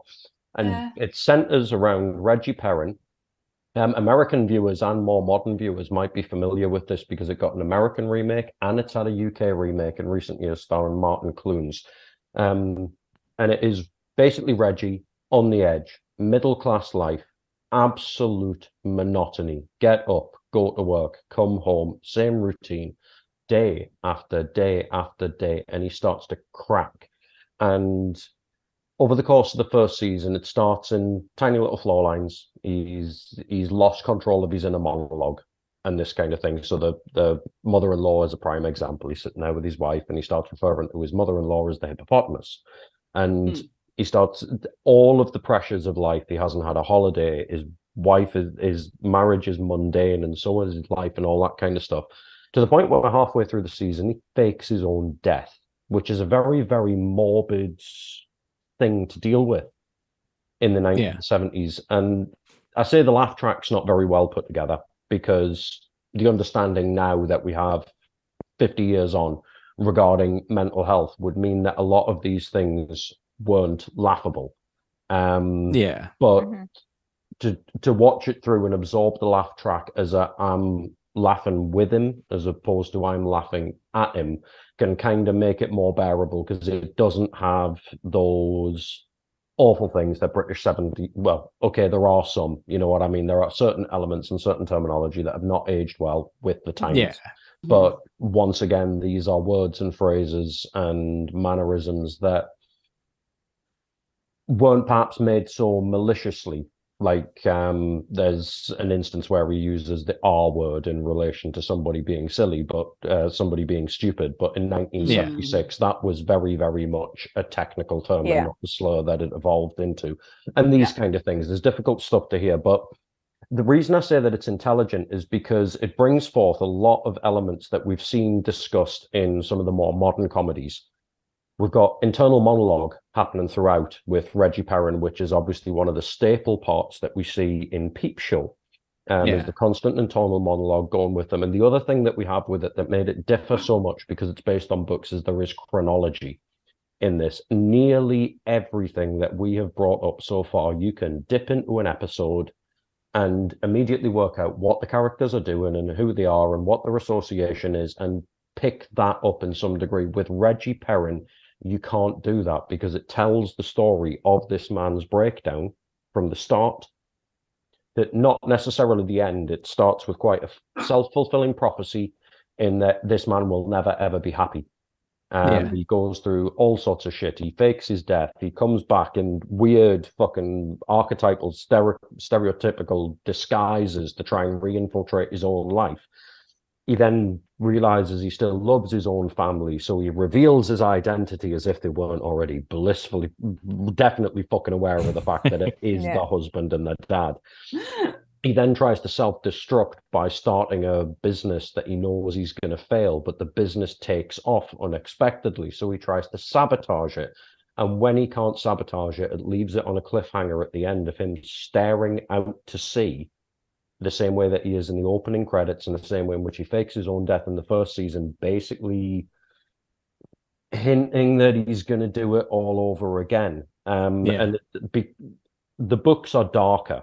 A lot of what they do in relation to his character is somewhat comical. He has an affair with his secretary, and in the build-up to him having an affair with his secretary, every time he looks at his secretary, and it cuts to them on a desk frolicking, and it comes out and it's a meadow full of flowers, and it's just like the most perfect office romance ever. Doing it in a field of hay and frolicking and all the rest of it. And those bits in the books were supposed to be a little bit more darker perceived because he's dealing with his own guilt and dealing with his own issues. And I'm talking far too much about this, but nobody else has seen it, so I'm going to convince you to watch it. It's all on fucking YouTube as well. The grand classic, the YouTube series. Would you, for like people who haven't, like, would you recommend any of the remakes, or is this a very much like hit it out of the park early? And like, this is the one you should watch? I've not watched any of the remakes. I actually wasn't aware of the remakes until I started trying to watch through the last season of it again recently, because I remember the first two seasons very, very vividly from my childhood. And I've watched them in bits and bobs since when it's popped up in, random reruns and what have you over the years, much the same way that Only Fools and Horses and a lot of your other classic BBC British comedy will get churned back out. Porridge will always get a run somewhere. Only Fools and Horses will always get a run somewhere. Gold. Exactly. There's dozens of Gold. them. It's on Amazon Prime too, apparently. Oh, wonderful. There you go. Yeah, like where does the comedy come in? Yeah, it sounds bleak as hell. It is very, very bleak, and a lot of the time they are both making light of the fact that he's breaking down a little bit, and there is a little bit of, like I say, the laugh track isn't maybe quite rightly placed, because in the instances where Reggie is breaking down and Rossiter actually does a good job of it. He's very animated as an actor. There's a lot of this going on with Leonard Rossiter whenever he plays anybody. He's very facial. But in the element, there's a very, very famous scene just before he fakes his own death where he's got to do a presentation for people, and he goes to his doctor to try and get something to calm his nerves, because weirdly enough, everything that he's describing is a symptom of massive social anxiety for the time. Yeah. And he gets given tranquilizers because it's the fucking 1970s. And then he takes a drink on top of them, and he gets up and does this presentation, and it's inaudible garbage where he's just randomly going back to the point and then going off on one, almost like the guy out of the Fast Show,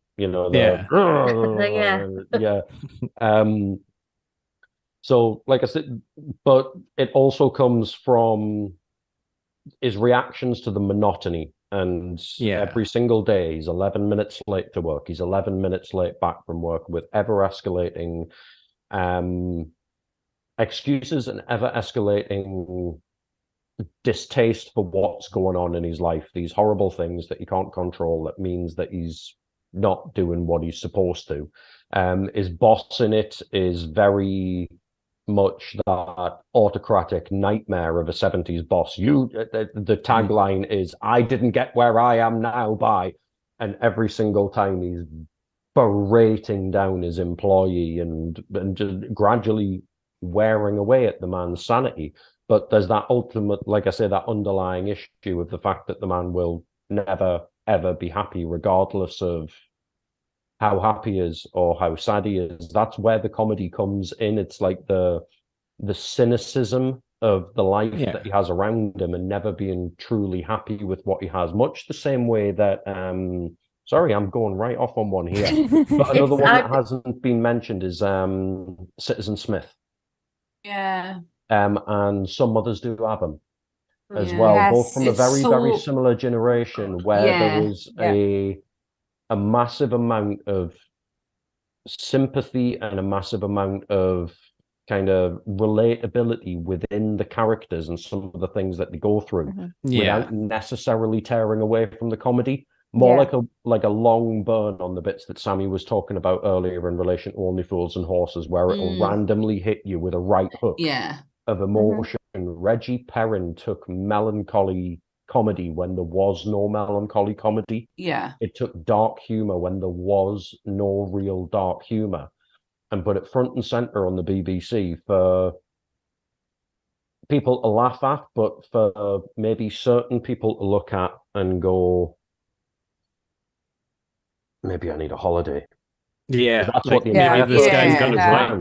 The entire first season hinges around the fact that he doesn't have the courage to ask his boss for a holiday, and there's a lot of the floundering. Oh, CJ, I like 4, maybe 3, and he's been told to ask for a month off. And it's a good 10-minute scene of him sitting there in his boss's office talking himself down from 4 weeks to an afternoon off. Yeah, and that's relatable humor for us as well, because I think a lot of us, that's still overworked in the 70s. Still a thing. Yeah. Not so much now, but maybe still as much now. In the 70s, people were slaves to their jobs. It's probably how we feel a little bit now with absolutely the way that the climate is and all of that kind of stuff. And seeing somebody go to work on the edge every single day is probably relatable, and it's relatable to the point where we would probably look at it and go, the same way that we all look at Michael Douglas and Fallen Down these days, and now we're a little bit older and go, oh, I get that. I see his point. Good luck, Mr. Douglas. Reggie Perrin gives a lot of that to people, and I would urge anybody to watch it. I would urge anybody that likes a bit of classic British comedy to watch it. Anybody that wants their emotional bone tickling a little bit without realizing that they've done it. My only word of warning would be, if you do have a certain sensibility to use of language and portrayals and that kind of stuff, sit back and bear in mind that this is not the worst thing that we put forward in relation to this, and it's probably a very, very respectful way of putting across a lot of elements of society and things that were people were feeling and thinking and saying at a time when most of us weren't that respectful of the people, the vulnerable people and the people that needed a bit of care around us. Well, the VHS cover I'm looking at here does say it's rated PG, so how bad could it be, Grant? I mean, in the scene that I mentioned, that R word, he goes, no, I can't say that. Call them Belgian instead. And I was they made it much worse. What they thought was walking back. Exactly. But like I say, it can be as an interesting study, definitely. I know that does sound like super interesting. I wasn't really aware people were doing like kind of like parody riff from the headline stuff about like, that's what the real working world is like. Like for some reason, my idea of 70s comedy is always very much like a grandiose version of a real situation. Well, that's kind of where it got a lot of its credit and a lot of its groundbreaking from, is that in the mid to late 70s, the monotony and boredom of the middle class in a lot of comedy was seen to be aspired to. You know what I mean? Fools and Horses wanted to get themselves out of being working class into middle class, and you have stuff like The Good Life and all of this kind of thing. Not the bloody Good Life. Wonderful that we've got 2.4 children and a very little garden at the front and a bit bigger garden at the back. The concept of the middle class was that you were supposed to be happy in the middle class in the 70s. Yeah. And Reggie Perrin spins that on its head. It's a man that detests the monotony of the middle class. It's the man that is searching for adventure, and a word that we've used God knows how many times on this podcast already, chaos. And he creates his own chaos to break the monotony. He self-sabotages, and he fakes his own bloody death. You know what I mean? He fakes his own death after dumping lychee juice into a river to prank his boss, based on a weird letter that he'd sent him, that rivers of blood would flow in front of him. You know what I mean? It's not just not to belittle Only Fools and Horses at all, but it's not just hit it with the hammer and it falls down. There's a lot of narrative that goes in behind the comedy with Reggie Perrin. I've heard it compared to Walter Mitty. Okay, and Walter Mitty is obviously, very much kind of regarded as that beautiful kind of soul-searching story with the daydreaming and all the rest of it. There's a lot of that in Reggie Perrin. And like I say, I would urge anybody to watch it, and just at those points where there isn't the sensibilities that we have these days and the standards of how we treat each other and how we use language to each other, to just sit back and go, let's look at the bigger picture with this. It's a product of its time, but let's think about the bigger message as a whole as to what this is trying to portray. I think it's very important that we don't forget that, though. Like, we don't forget that times were different and where we were wrong in the past. So because if we don't keep that and see where the mistakes were, how can we prevent that from happening again? And how can we truly have equality if we just like sponge it all out? Yeah, comedy is like a massive moving target. Like there's stuff we probably found funny like 3 years ago that aren't really what you would call. I mean, people see how fast memes come and go, and TikTok trends. Like something you thought was hilarious last week, like this week is like, what? Like So, that's old Yeah. news. like, of course, it's important to like remember, like, obviously, like, you know, like the things that aren't so right these days, and like, you know, what we were saying earlier about Mighty Boosh and League of Gentlemen. Yeah. It's important to acknowledge that It's progression and growth. It's important not to just get rid of it, though. Like, I think I think some of the things people butt up against is the actors and writers themselves seldom seem to like talk about it, or I'm not saying they have to apologize, but I think some fans want the Mighty Boosh guys to explain why, and it's like some people seem to get defensive about it. And I sometimes feel like maybe they can't because of contracts, or possibly. Like that. I honestly I personally think that they probably feel they don't need to explain their writings of something that they did many years ago. As long as they are not doing it now, they cannot go back and apologize for what they wrote then. Right.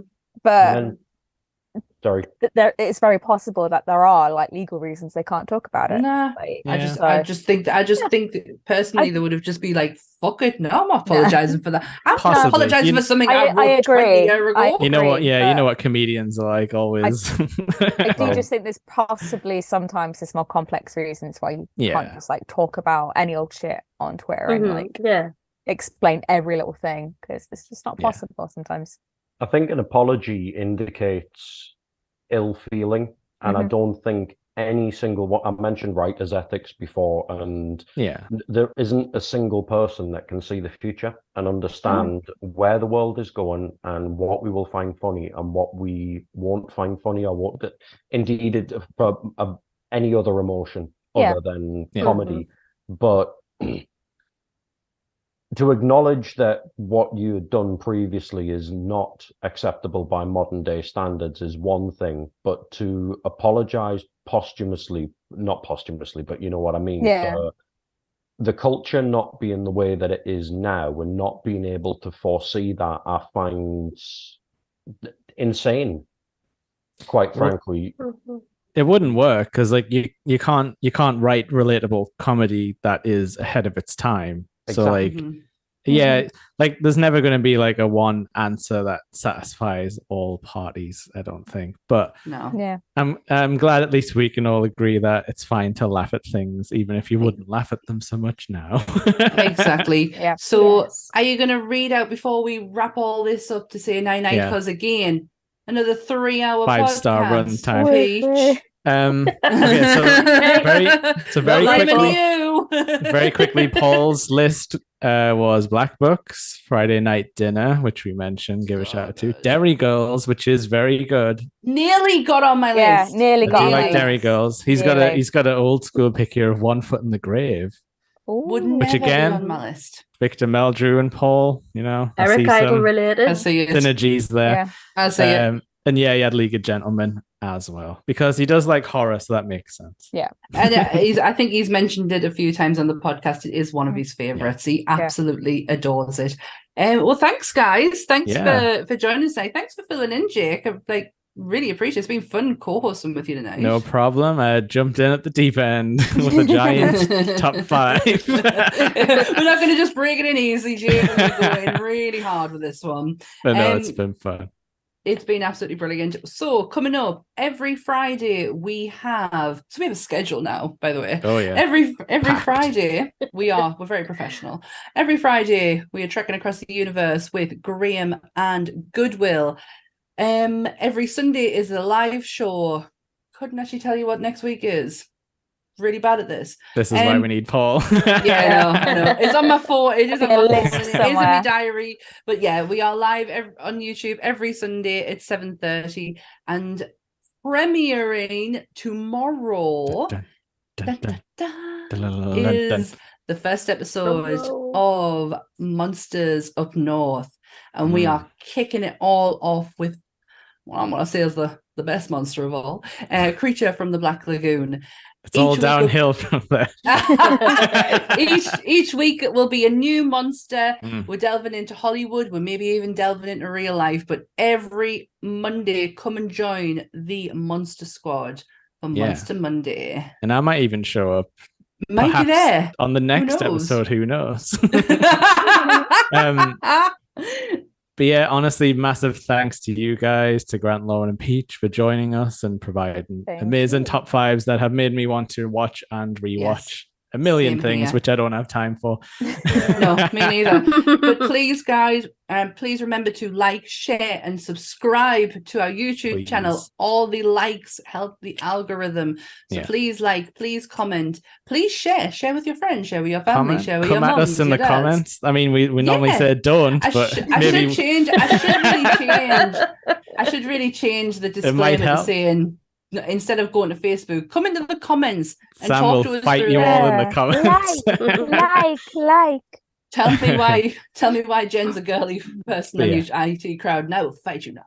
But yeah, we've got that good brand, and just search Nerdy Up North in almost any social video platform. We are playing games on Twitch, which show up on the YouTube on this very channel too. If you want to watch them later, we don't mind. We love you if you watch them anytime. Yes, we do. So that's it. That's all we have to do is now say goodbye, Jake. Yeah. So Paul would normally say same bat time, same bat channel. I say fuck capitalism, go home. That's my sign off. And I always say stay nerdy, everyone. Bye. Bye. Bye.